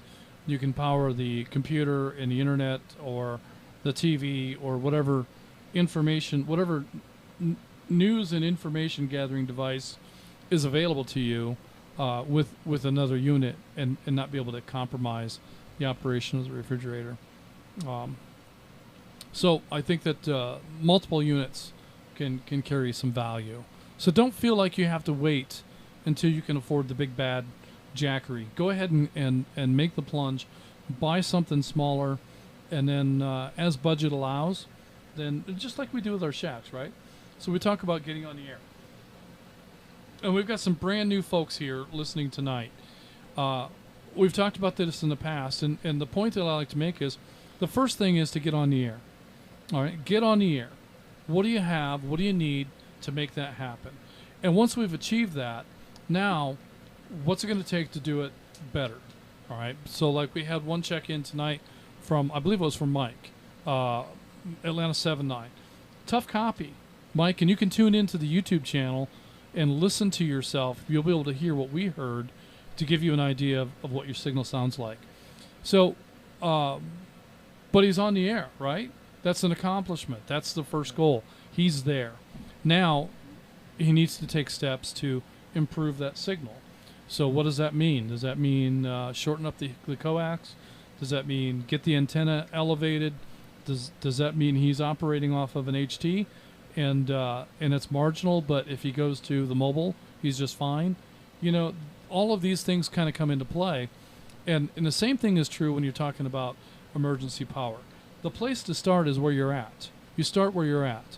And then you improve incrementally from there to get to the place where you feel like you need to be. And that's really it. Just because we have a goal of having, a 3600 Jackery, if that's our goal, if we don't have that device, but we do have some batteries and we do have an inverter, we use what we have and work towards getting there, but we don't have to do it right now. We just make use of what's at hand and what's available at the moment.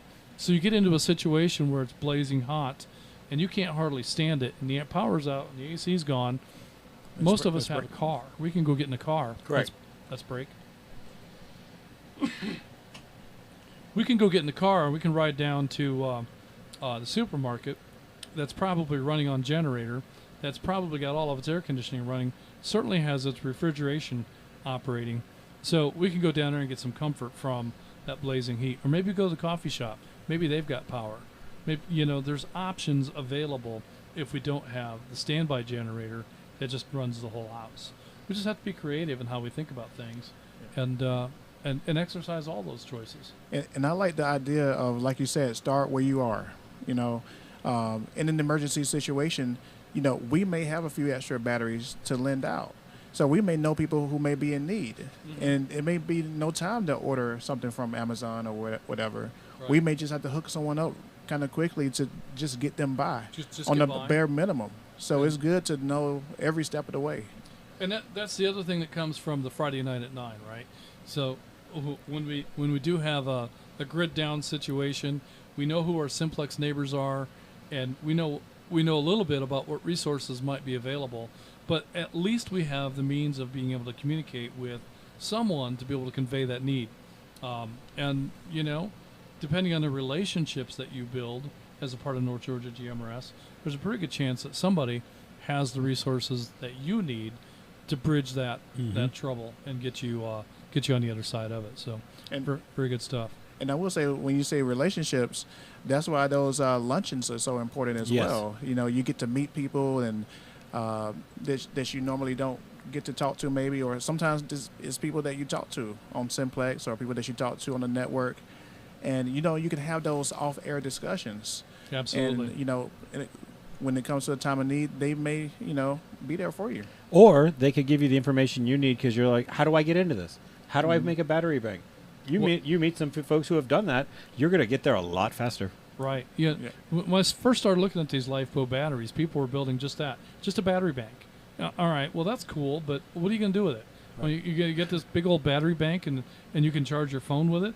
Okay. Well, that's cool and everything, but I don't really need that. That doesn't really interest me. If I'm in a grid down situation, power out situation, I don't really care what the phone's doing. I've got a million ways that I can charge that. I can charge that from the truck. I've got a little solar powered battery bank. It's not like the Jackery. It's a little bitty 10 milliamp hour thing, or 10,000, whatever it is. 10,000 mAh. It's a little bitty thing that'll certainly charge a phone 2 or 3 times, but it's not, you know. I don't care about charging a phone. What I care about is, you know, can I cook? Right. Can I preserve my food? Can I provide comfort for the family? Can I protect them from the elements? Those are the things that we need to be high on our priority list, and then everything else is comfort after that.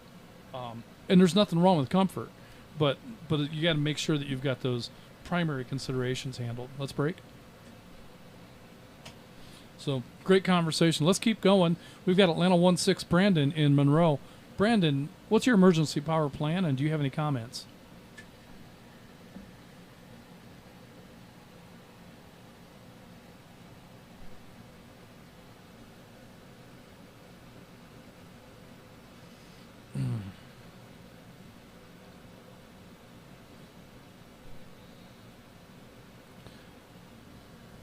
All right, we're going to show Brandon as in and out, and we're going to keep right on trucking.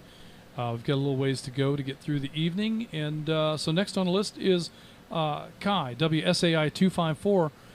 Kai, what's your emergency power plan?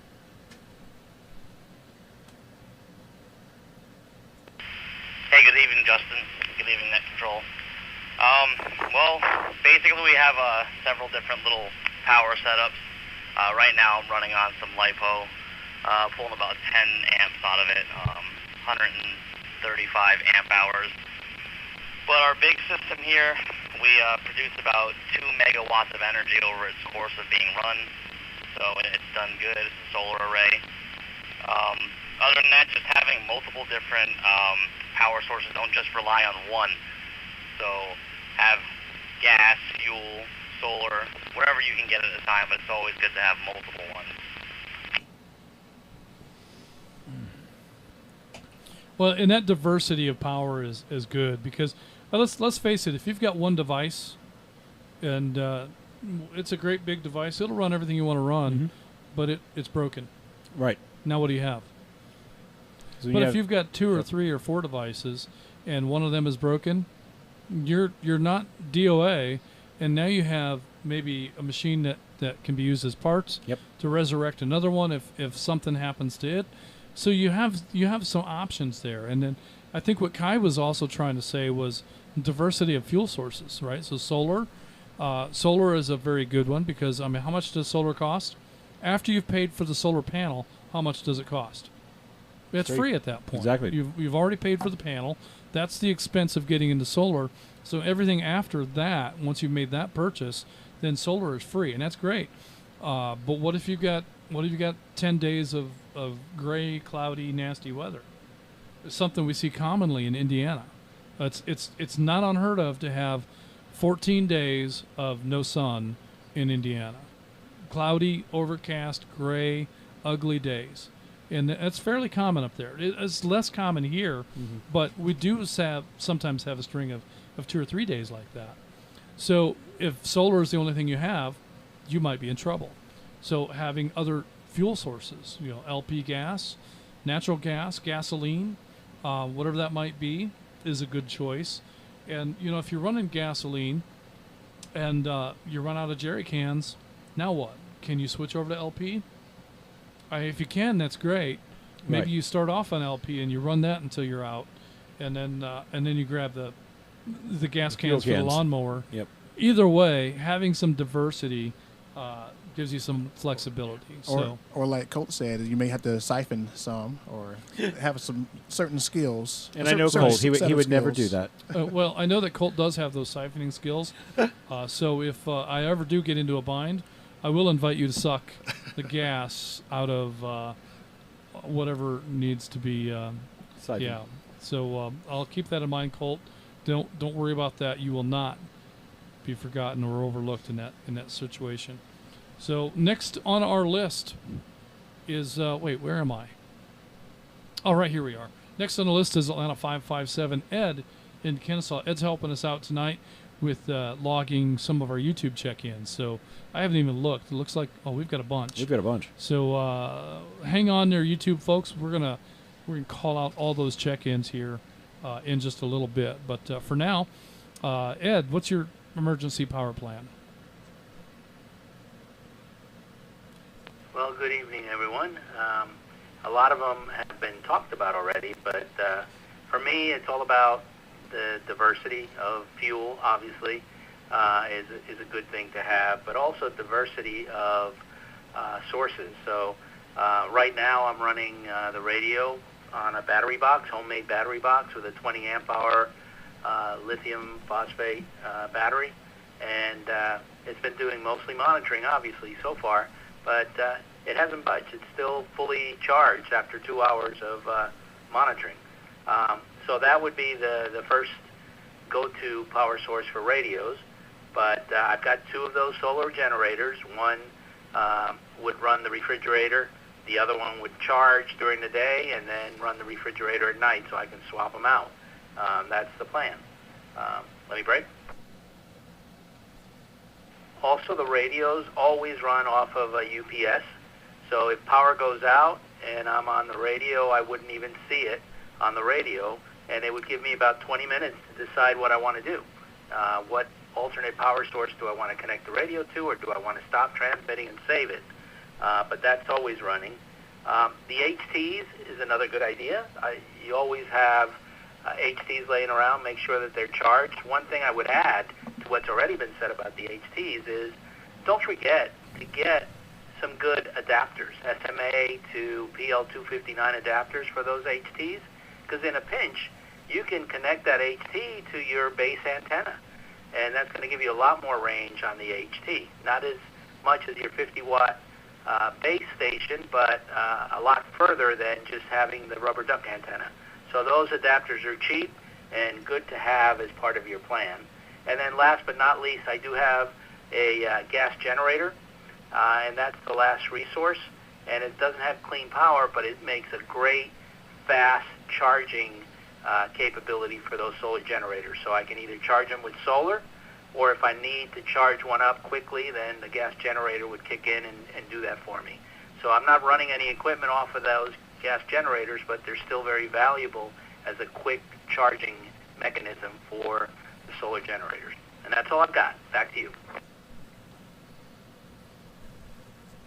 Awesome, good tips. And yeah, and that's the other thing too, is when we understand the limitations of our tools, like if you know that the generator is going to be noisy, maybe rather than powering your equipment with the generator, we just use that silly thing to charge batteries. Yep. That's not a bad plan. And if you've got more battery or more consumption than your solar can keep up with, which is going to be the case for a lot of us. Oh, yeah. You know, that's a good plan B. Fire up the generator, let it run for half an hour or an hour, and get everything topped off. And maybe you have to run longer than that. I don't know. But whatever the case is, let that generator make that dirty power, but not into your electronics. It's doing that work in an efficient manner, but in a different way. And I think that's a great idea. It's a good suggestion, Ed. Also, Ed's suggestion about having an adapter so you can hook up to a PL239. When I first got into GMRS, the first upgrade that I did was exactly what he said, to connect that little handheld to a bigger antenna. And then I got on the Friday night at 9 Challenge and met Dana. And that was because I connected a good size antenna to the handheld that I have, and that completely transforms up, number one, how much you can hear, but it also helps you get out. So, very good stuff. And yeah, and that's part of the game, right? Is experimenting with what it takes to do different things. If I lean back, I'm completely out of the camera. I keep making the mistake. Yeah, I can't do that. All right, so yeah, just having that that set of tools available can be the thing that offers the opportunity to learn about things like using another antenna. To having those adapters available can be very valuable. So typically our radios are going to be some variety of SMA, or the HTs, and typically our antennas are going to be SO239 or PL259 or N, male or female, some combination of. So I mean, a small box full of connectors can cover all of those possibilities, and about $30-$40 in good connectors or $15 in cheap ones. So all right, well, good stuff, good suggestions there. Next on our list is Atlanta 250 Dana, high atop Mount Olympus, currently operating on emergency power at the Olympus compound. Dana, what's your emergency power plan?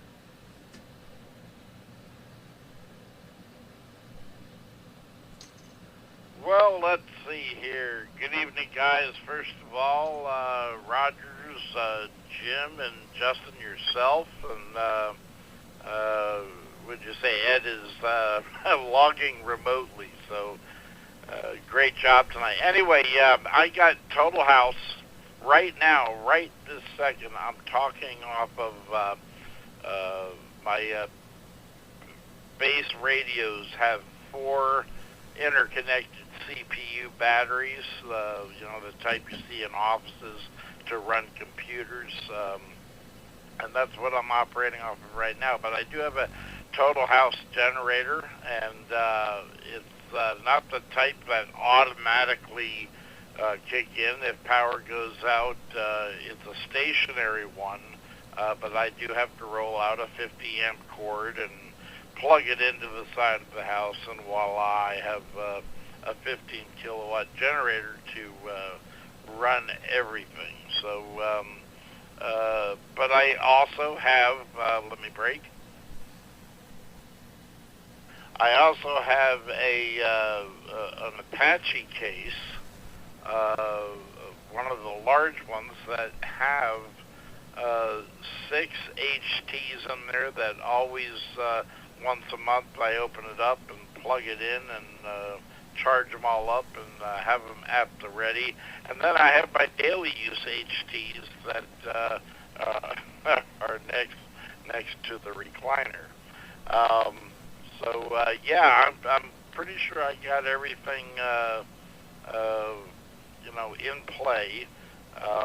I do have fuel enough for a week on generator power.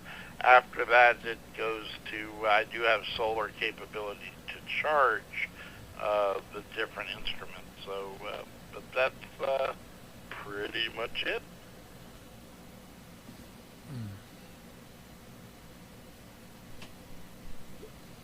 Very good. Well, Dana, the whole house generator option is, I think that's the preferred way to go.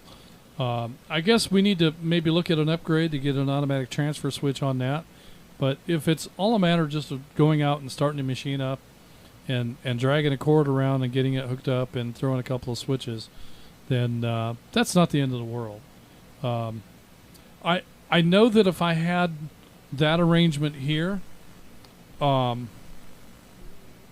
would have to be home during the event in order to be able to fail that over, because nobody else would do it.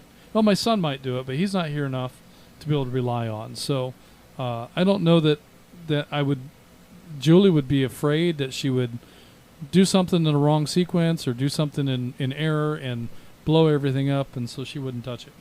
So I would have to be sure that I plan all of my emergencies around my being here. Mm-hmm. That's tough to do. Yeah. I think that it's important to plan your emergencies, but that's not always an option. So, all right, Dana, good stuff. And with that, we were planning on having Dana in the studio with us, but circumstances came about that prevented that. But I'm looking forward soon to having regular appearances of Dana both in studio and out studio at the same time. So looking forward to that as well. yeah, I think we need to look forward to that. So Absolutely. So stand by for that. We'll make that happen at some point, and we've got some other plans for that technology as well. Next on the list we have CW16 Angel. I think Angel is in Athens. It says Rome, but I'm pretty sure he's in Athens. I think he moved or something. Oh, did he? I think so.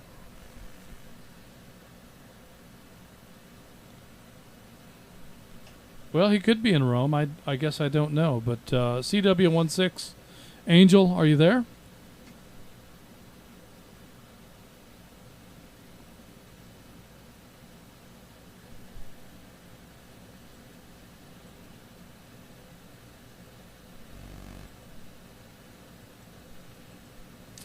All right, not hearing anything. We're going to mark CW16 as in and out and move next to Columbus 94. Columbus 94 is what we have in the log. I'm not sure that's correct, but that's No, there's every chance that could be a mistake. I think I typed let's that see. one. Let's see if there's somebody from Columbus ready to come at us here.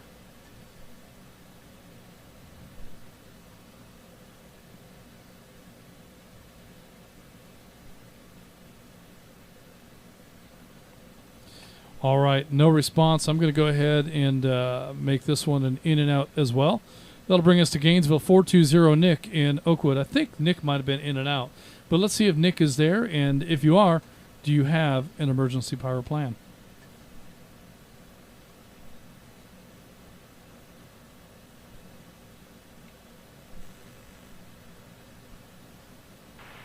Nick Stroll, do you copy me on this radio? Yes, sir. Go on ahead.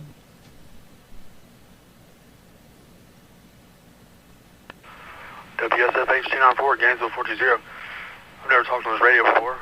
I've got inverters, battery backups. I got a little generator, low voltage industry, so I've got a plethora of UPSs that have been thrown out over the years, and 12 volt, 7.5 hour batteries scattered about. Yeah. I'm just going to keep it short. WSF H294, Gainesville 420. Back to you. All right, lots of options. I've got just the opposite problem. I've got UPSs with batteries that need to be replaced. Yes. So I think that's the more common scenario. And I've got all these machines that could make power if they just had a DC source. So, and the trouble is that these little UPSs, I've got 4 or 5 of them around here.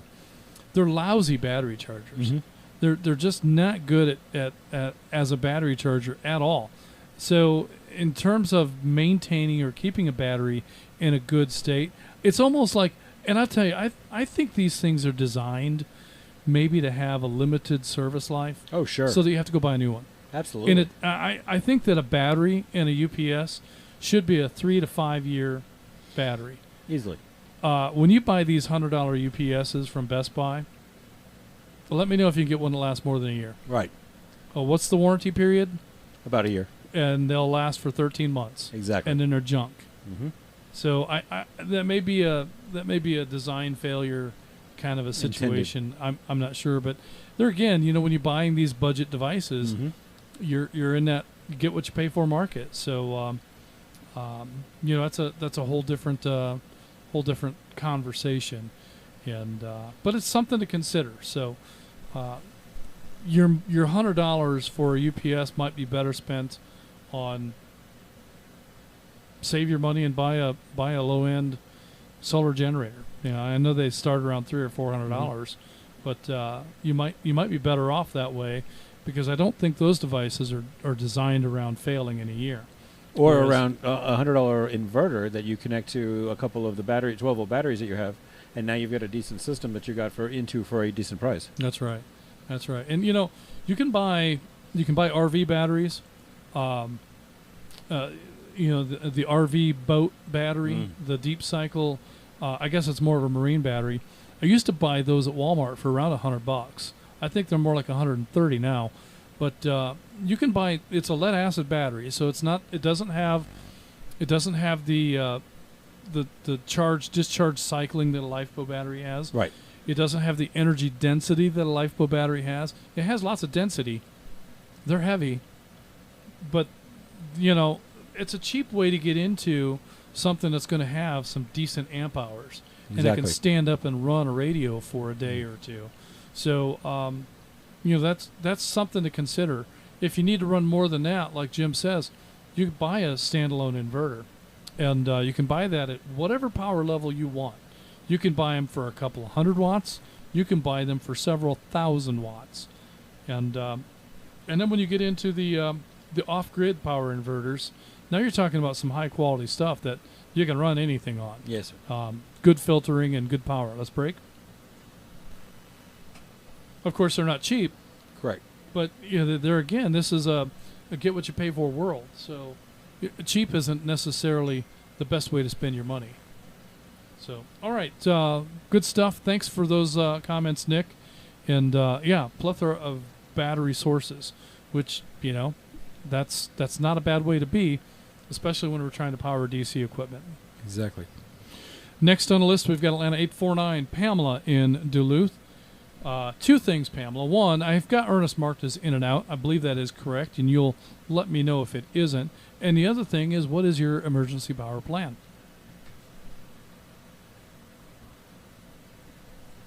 Well, hello, guys. My voice is a little messed up from the pollen and all, but Ernest is in and out. He's been out there getting the grass cut down before the snakes come and get us, so I want to make sure that was taken care of. But we've got your basic battery-operated radios to use, and then the one thing that Ernest must have and can't be out of if power goes is hot water. So we have a tankless hot water heater. He has a special inverter. I guess that's what y'all are talking about, to make sure that doesn't happen. And that's about all that I know of. He's probably got some other things that I'm not aware of that he has set up for us. And a good informative show. I've been listening to most of it.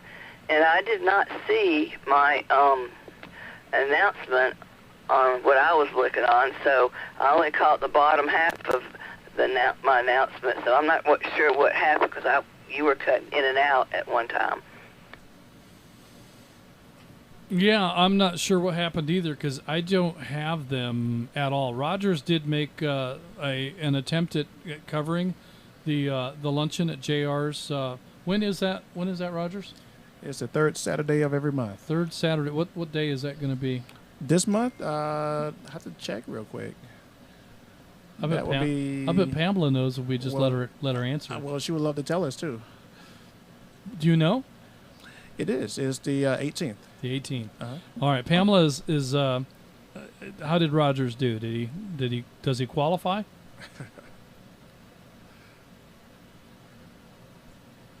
Oh, yeah. Rogers always qualifies. He's pretty good at ad-libbing, and he did pretty good with that. So I didn't worry when I didn't see it. I said, well, I got Rogers there to take up for us, so he'll do just fine. And he sure did, yeah. The third Saturday of each month at Jair's Log House Restaurant at 6601 Peachtree Industrial Boulevard, on top of the hill there at Peachtree Corners, Peachtree Corners Circle. And about noonish we meet until 2:30, till everybody's got all their radio questions taken care of. And, we got some great food and great people. And actually, I think we had 8 when we first started out most of the time. And now we had up to 18 here recently. So we got pretty close to my goal. So I'm looking forward to 20 or more April 18th. And I appreciate that. All right, very good. April 18th, that's also the date of amateur radio testing. That is correct. Right here in Woodstock. So you'll have to hurry. If you're going to have lunch at JR's, you'll have to hurry and maybe leave early to be able to make it over to get your ham testing done, because we're we're going to be wrapping up around 2 o'clock. But, you know, if you're looking for an amateur radio license, so here's the thing, right? If you've been studying and you don't have a lot of confidence, you think that you might be there, but yeah, I just don't know if I know. This is a great way to do that because there's no cost in taking the test. Your only investment is in the fuel to get there and the time that it takes to go through it. If you'll go ahead and pre-register, we'd love to have you come and take the test. There is no cost. How much does it cost, Jim? Nothing. It's free. So come and take your amateur radio test with us on the 18th, and hopefully you can enjoy lunch with Ernest and Pamela and Rogers and Patrick and everybody else that shows up over there too. You ever have that where you can see the person's face, but yes.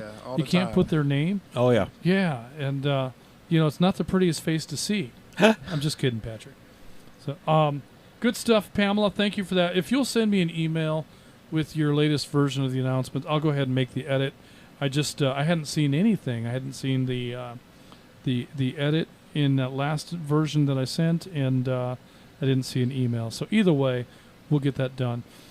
Next on our list, we have Atlanta 227 Greg, operating on emergency power out of Tucker. Greg, do you have any comments for emergency power operations?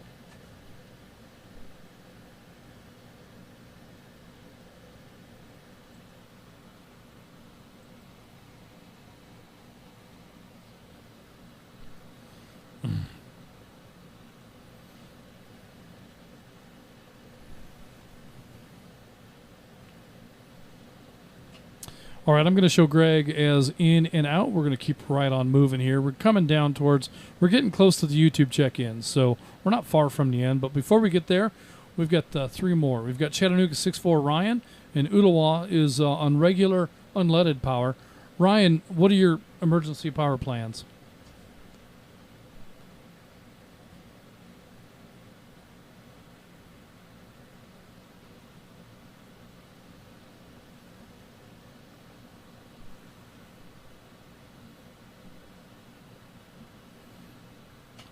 All right, we're going to show Ryan as in and out and move next to Atlanta 403. Bobby, Bobby, are you at the Vortex? What's your emergency power plan? Hey guys, yeah, I'm at the Vortex as usual on a Thursday night net night. And here we got whatever Joe's power plan is. He's got a little generator and I think a Blue Yeti or something. And at my house, I got my big generator, and I run the power to my radios through APC UPS to clean it up a little. And, yeah, that all works for me. I just had to use it, what was it, last month in the ice storm. I got 5 days I got to practice my emergency power setup. But, yeah, I've been ready and prepared to go with that for a couple of years, so I got no problem with that. But, yeah, it's always a good plan to have something in place just in case it happens. And, you know, I got more handhelds than I know what to do with, too, so that's always another plan. But, yeah, and then worst comes to worst, I just hop in the truck and go to the other side of the county, and I can do whatever I want. So that's about it on this end. All right, good stuff. And you know, I've got a green Yeti. It won't charge my phone, but it does keep the ice cold all day long. No question about that. So green. I do love the Yeti. Yeah, mine's green. Yours is a thermal capacitor. Julie has a kind of a light blue one. There are so many Yetis around here. I think everybody in the house has got at least one. So yeah. And so there is, like I said, Julie has the blue Yeti. Mine's green. But good stuff, Bobby. Glad to hear from you. And I think jumping in the truck and going to visit the neighbor is as valid an emergency power plan as any. Really, honestly. I mean, if you're not concerned about pipes freezing and things like that, I mean, you got to take care of that element first. But if the resources are available and you can go someplace and be able to utilize emergency power in that way, and be able to be comfortable, there's value in that. And maybe you need to make that trek back across town to make sure your pipes aren't frozen. But this time of the year, we're not worried about frozen pipes. We're worried about trees falling down. And there's not a whole lot of preparation you can do other than cutting them down in advance. I don't want to cut any more trees down. So my neighbor has just taken care of a bunch of trees that were sketchy and questionable, and had an uncomfortable lean toward the house. So that was wise choice. But was also wise was the choice they made to cut down only the trees that they felt were a danger to the house. So they've left most of the trees standing. I wish they'd have taken care of one more, and that one is a danger to my shed. But they spent a lot of money, so I'm going to cut them some slack. Hopefully we don't have to make a claim, but who knows? Maybe that tree's in better shape than it looks, but it does have that one limb that I wonder. But good stuff. All right, Bobby, thanks for that. The last one that we have on our list right now is a guest check-in from excuse me, from WSJY 972. That's going to be Craig. Excuse me. Craig, what's your emergency power plan? Good evening, guys. I start off with, I have handheld radios with backup batteries for those. So far, that's the only GMRS radios I have, so let's go with what I got. It works good. I'll make sure I keep those charged. And then on top of that, I have several of the little power banks. I got like 4 or 5 different ones of those to charge phones. And keep the radios I have are USB-C chargeable, and the batteries themselves are USB-C chargeable. Radios, three radios. So far, good little radio. I like it. Then on top of that, I have a solar generator with solar panels, and I use that to kind of keep things running here at the house. I can run the fridge and stuff like that. If I need to check up on weather, check out the news, see what's going on, and charge my radio, that kind of stuff. And then on top of that, I have the good old fossil fuel burning generator that will power most anything I need in the house. It's not one of the auto generators. It's local construction. Power that still runs, refrigerators and stuff like that. And then they charge my solar generator when it starts getting low, or if I'm not getting enough solar to charge everything up.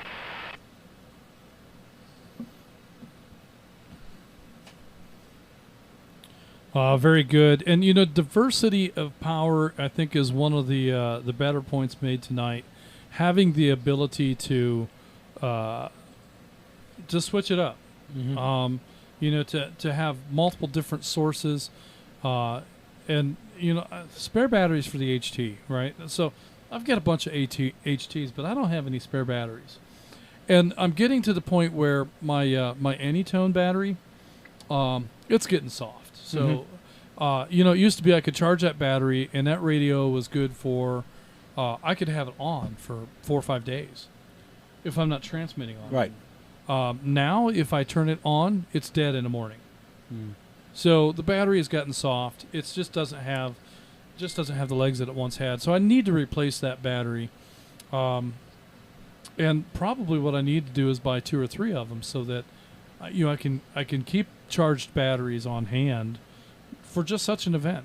But diversity of power is I think the thing that we really should take from tonight is that it's not enough to just do one thing. But Correct. if you've got a solar generator, if you've got a gasoline powered generator, if you've got battery backup, if you've got a way to charge those batteries, if you've got a way to keep your major appliances, at least functional for the duration of the outage, then you're pretty well covered. You've got your bases in good shape. If you've got any combination of those things, because how many of us don't have a battery bank for our phones? That's just something that we all have now. This battery on this phone is good for 2 or 3 hours. Mm. It almost lives constantly on a charge. It's a company phone, and it's just such a hassle to get the phone replaced. I've chosen not to go through that. I could get one replaced if I'd do that, but it's the paperwork, the aggravation, the approvals that I have to get is so ridiculous that at some point it's going to stop working. This is 11. At some point it's going to stop working, and they're going to That will force your hand. They're going to be forced to do something with it, but I kind of figure as long as it's still functional, Absolutely. I'll just let it live on a charger. And but that's a choice that we have to make. But I think one of the other important considerations is that, you know, when you're looking at getting started in backup power, emergency power planning for something like this, where do we start? You start where you are. Right. We all have something, and something is better than nothing. And if it's just a matter of getting a couple of power banks, do that. You can do that in the $20, $30 range. I have a power bank that has a solar panel on the back. So let's break. So it keeps itself charged, and when I need it, I'm able to charge my cell phone with that pretty readily. It's also got the magnetic coupling charger because my charge port doesn't work anymore. So I have to charge it magnetically. But that solar, it's not a solar charger, it's a power bank, but it's got a solar panel on it, and it pretty well takes care of itself in terms of charging. It can charge wirelessly, and it fits the bill. And I think it was $30-ish bucks. So you start where you are. Right. And then you decide where you want to be, and then you start planning purchases to get you from where you are to where you want to be. And budgeting, saving the money to be able to buy the next cool device, whether that's a Blue Yeti, whether that's the Jackery, whether that's just LiFePo batteries, however you want to build it. You want to build your own homebrew system with batteries and a RV style power inverter. You know, there's just no end to the options. If you want to go big money and you want to buy some big expensive storage batteries and an off-grid solar charge controller that does inverter functions as well, those things aren't cheap. Nope. But man, they are sweet. And minimal maintenance. They do a good job of controlling the charge on the batteries and taking care of themselves. So the neat pieces of equipment. Let's go ahead and roll through our YouTube check-ins here. We've got Columbus 25 Peter in West Point is a YouTube check-in. We've got Rome 12 Mark checking. It says he's in Rome, but I think he's actually closer to Columbus, working on that power plant project. Got a guest check-in from WSAT 592. I don't have a name with that, but we do have you in the log. We've got Atlanta 374 Lamar in Dawsonville checking in on YouTube. Another guest check-in from WRXD 340 David in Wichita, Kansas. So cool. Also from Kansas, we've got WRQE 398. I believe that's Robert. But folks that are checking in on YouTube, sometimes I got different people logging. And so if you could include your name when you do that, it'd be really helpful. We have WRSN G77, guest check-in from Georgia, no name. Glad to have you along. In Brand New Ham, we have WRYX296. Said that he's a brand new ham with a 94% pass. Congratulations on that. You know, GMRS radio is, we've often talked about this, right? So you don't have to take a test to get into GMRS. It's a great way to start out in two-way radio. But it's a gateway to Absolutely. other radio habits. Let's break. And we find that to be true time and time and time again. And so the next natural step in your radio progression is naturally amateur radio. And I believe there's going to be a test session for amateur radio coming up. Jim, do you know when that is?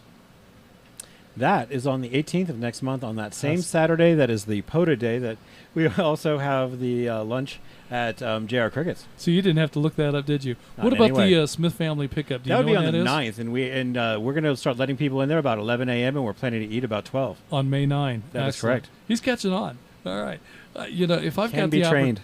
If I've got the opportunity to catch you off guard, Rogers knows I'll do it. I stay ready now, Jim. He got me the same way. I'm ready now. I watched for the look on his face when he knew he had me. I was like, here it comes again. I know I'm caught. Next on the list, we've got Atlanta 306 George in Loganville. Got you in the log. Atlanta 770 James in Ackworth is a YouTube check-in. Atlanta 413. We've got you in the log, but for whatever reason, it didn't pull up a name. It could be that you have not yet renewed Atlanta 413, so take a look at that. We have Roosevelt 32 Justin in Rockwood. He's a pretty cool guy. That's what I understand. In WSDW 299 Sam in Ringgold rounds up our YouTube check-ins. If we didn't get you logged, we've got a little short-handed here tonight, and we've got folks helping us out remotely, and so hopefully we got everybody in there. But personally, I've not really had the chance to look at. I've got it here on the screen. It's behind this other window. I've got the YouTube live stream up, but I've not been able to look at the chat and keep up with that. So let's check in with Atlanta 557 and see if he's been able to keep up with the YouTube check-ins, and if there's any comments from the chat that we should share on the air. Ed, are you there? Yes, I am. As far as logins, I think we've got everybody covered. So I don't think we've missed anyone. If we have, please enter a comment in the YouTube chat. As far as comments, really the only one that we haven't talked about is one that I put in there a few minutes ago, just by way of additional power source that we haven't talked about and we often overlook is we all have power tools in our garages. Yep. And whether it's DeWalt or something else, many of those manufacturers will make little portable inverters that these batteries slide into, and those can be used to power a radio for quite a good length of time, and it's often overlooked. Well, that's a great point, Ed, and you're exactly right. I think I have 11 batteries for my DeWalt tools, various amp hour ratings. Some are only 2 amp hours, some of them are 5, but they're all really good batteries, and they charge quickly. So if you're trying to run a generator to charge batteries, and I've got 4 or 5 different chargers, so I could charge a mess of them all at once, and they charge up pretty quickly. They're really, really robust little batteries. So that's not a bad option. And I know that you can go on Amazon and you can buy the little foot that'll have leads that come off of it. Yes, sir. And you can run that into a buck converter, and you can make 12-volt DC power right off the battery through the buck converter.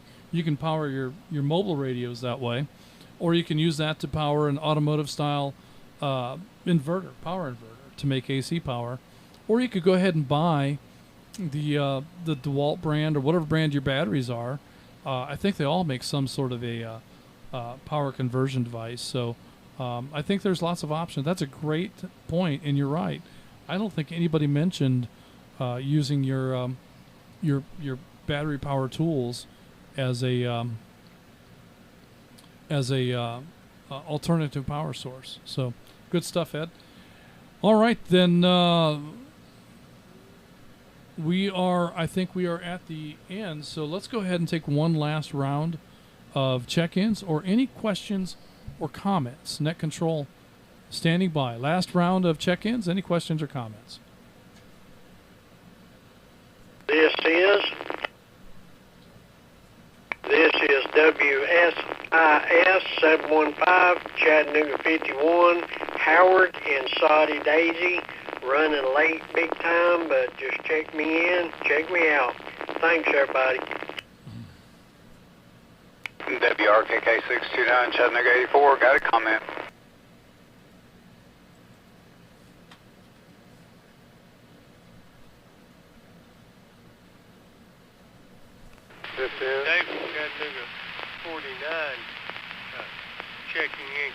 me? Was it Chattanooga 49? Correct. 49 or 249? This is WRXM 345, Gainesville 43. David and Winder checking in, checking out.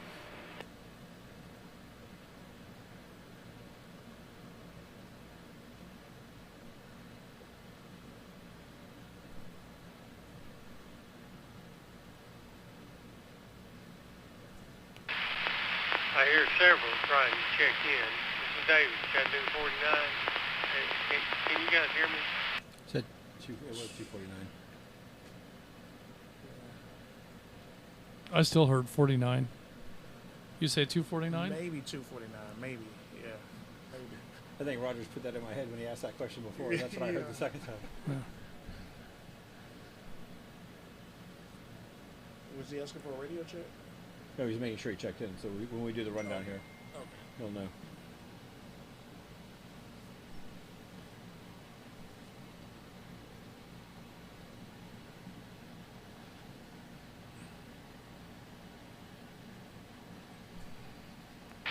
is David, Chattanooga 49. Can you guys hear me? All right, let me go ahead and acknowledge this this last round of check-ins. We've got Chattanooga 5-1 Howard in Saudi Daisy in and out. Chattanooga 84 Jim in Hickson with a comment.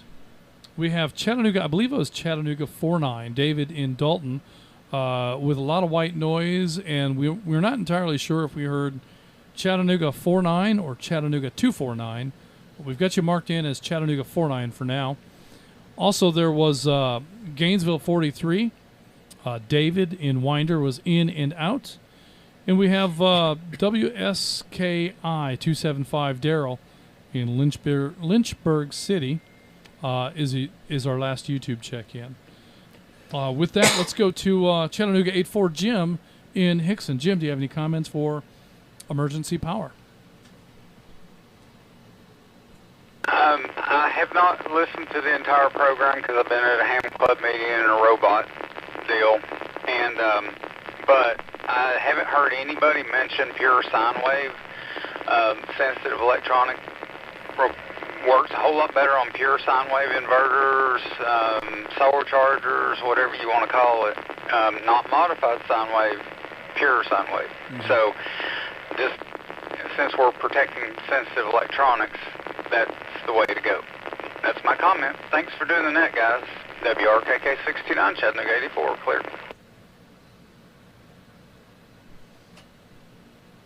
Yeah, and that is something to consider. Now, the pure sine wave inverters tend to be considerably more expensive, and if they're not more expensive, then they are just simply lying. Right.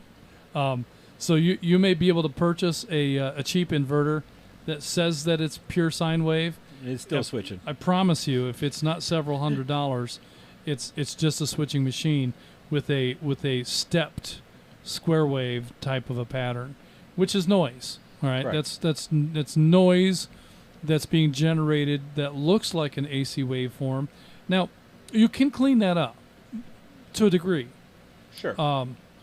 But the cheaper your inverter, the fewer steps there are in that square wave. Right. So I've seen them with 2 steps. So you're basically That's yeah, Okay. that's tough. So you're basically DC power that's switching fast enough to look like AC. And like you said, if it's not too noisy, you can build a choke. You can look into this on YouTube. Those are things you can do. Yeah. But if it's super noisy, a little string of magnets is not going to compensate. That's true. So pay attention to that. If you're buying a pure sine wave machine because you think you need to have something that will power sensitive electronics, then be prepared to spend a little bit of money. But that's a great point. You're right, Jim. I don't think anybody mentioned. No, there was somebody that mentioned pure sine wave, but we didn't really At the very beginning. We didn't really talk about it. But yeah, and that's one of the things that I've always avoided the pure sine wave because so many of them are bogus. Correct. But you get into the off-grid power inverters. Many of them are not labeled as pure sine wave, but they're going to produce a much cleaner waveform than than the others. Let me break. But when you're talking about inverter technology, there's really no such thing as a pure sine wave. Every one of them are going to be a sawtooth wave or a square wave of some form or another. The difference is in how many steps there are from 0 volts to peak voltage and back again. So if you just have 2 steps, that means you're going from 0 volts to 60 volts and then going from 60 volts to 120 volts and taking those same steps back down again, flipping your polarity and doing it over again. And it's very, very chunky, and it's not a very good waveform, and it can be hard on electronics, and it can be very noisy. You get into the modified waveforms, and you might take those 2 steps into about 8 steps. Right. And from there you have a much cleaner waveform, but it's still not a pure AC waveform. From there you go to what they call a pure sine wave, and there again it's not, but it's 32 steps instead of 8 steps, which each step is a very, very tiny step, but you very gradually ramp up from 0 volts to your peak voltage and then back down again in much smaller steps. They're faster, which means you're generating noise again, but that noise in those inverters, when they take the effort to put that many steps in the waveform, they're also taking the effort to filter and clean up that waveform as best they can. So the best inverters are going to have a transformer coupled output. Right. And the transformers are expensive. So, and especially if it's a high current machine, in order to accomplish a transformer coupled output on a power inverter that's going to produce a very clean output, you're going to be spending probably a couple $1,000s for a machine with a few thousand watts. So, but yeah, that is definitely an option. And there again, be careful when you're looking at pure sine wave, because if it's a couple $100, it's probably just mislabeled. Correct. Chinesium. So exactly. We'll be careful about that. But thanks, Jim, for your comments. Do you have anything to follow up?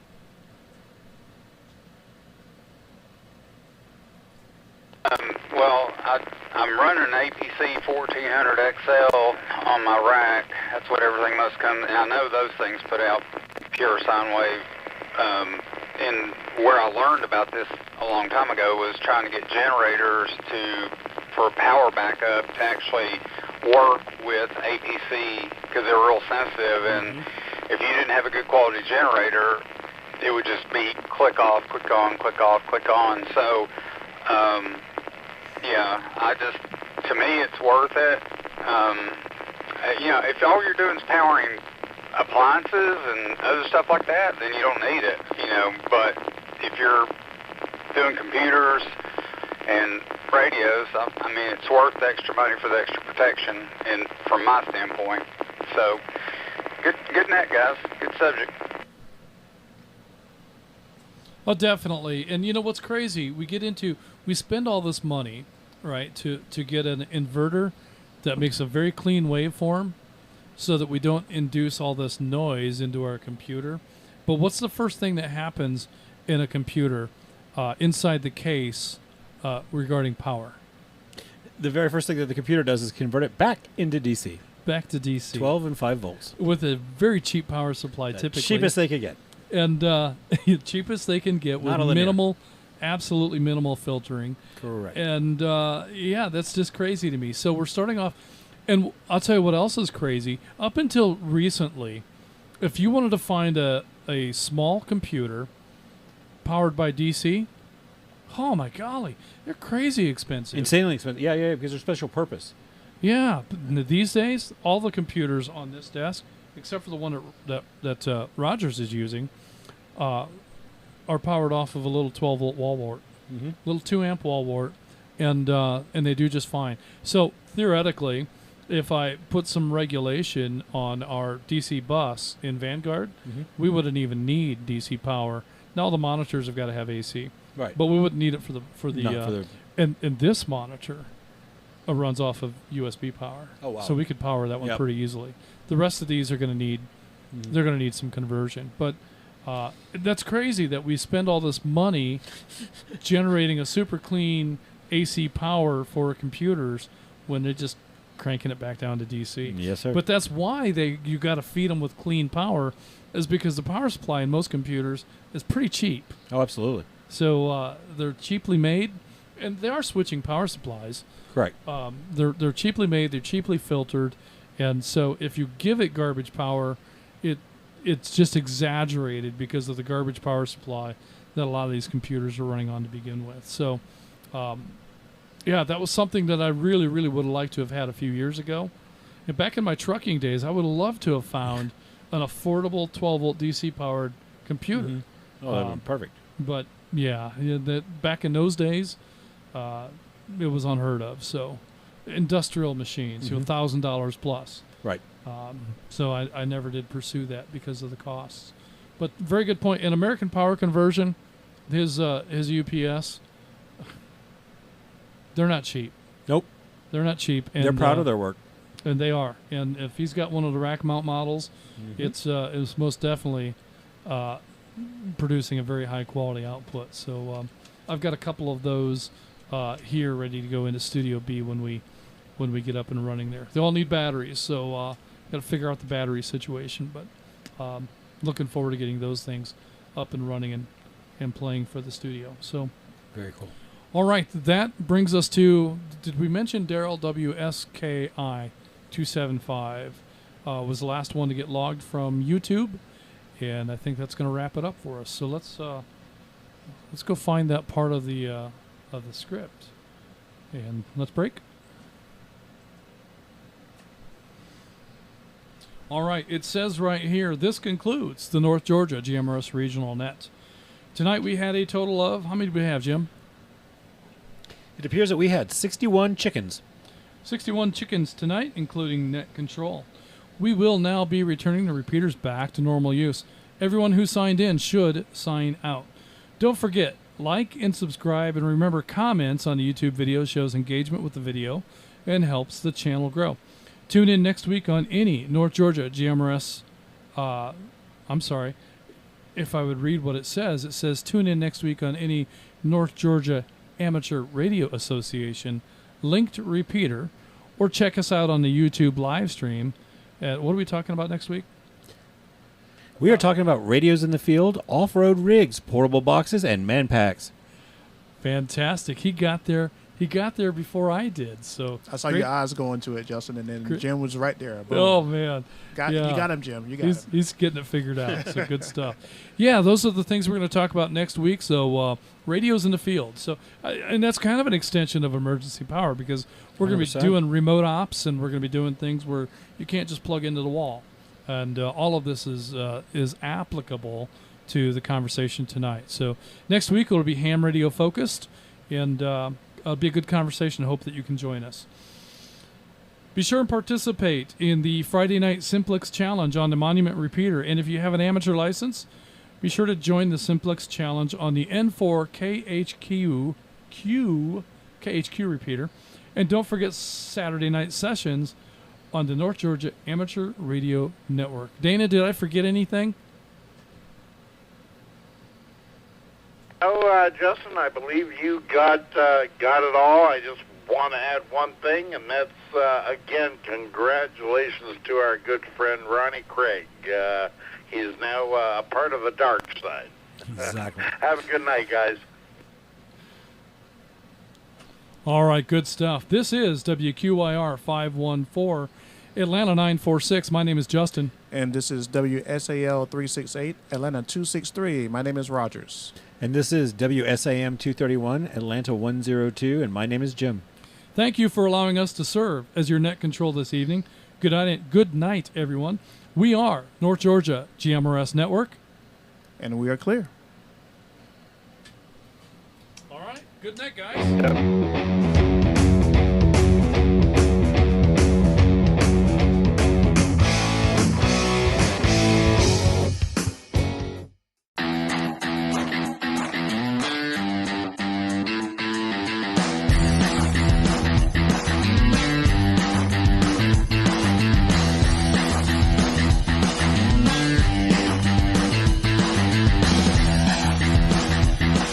Hey, hey, hey, hey.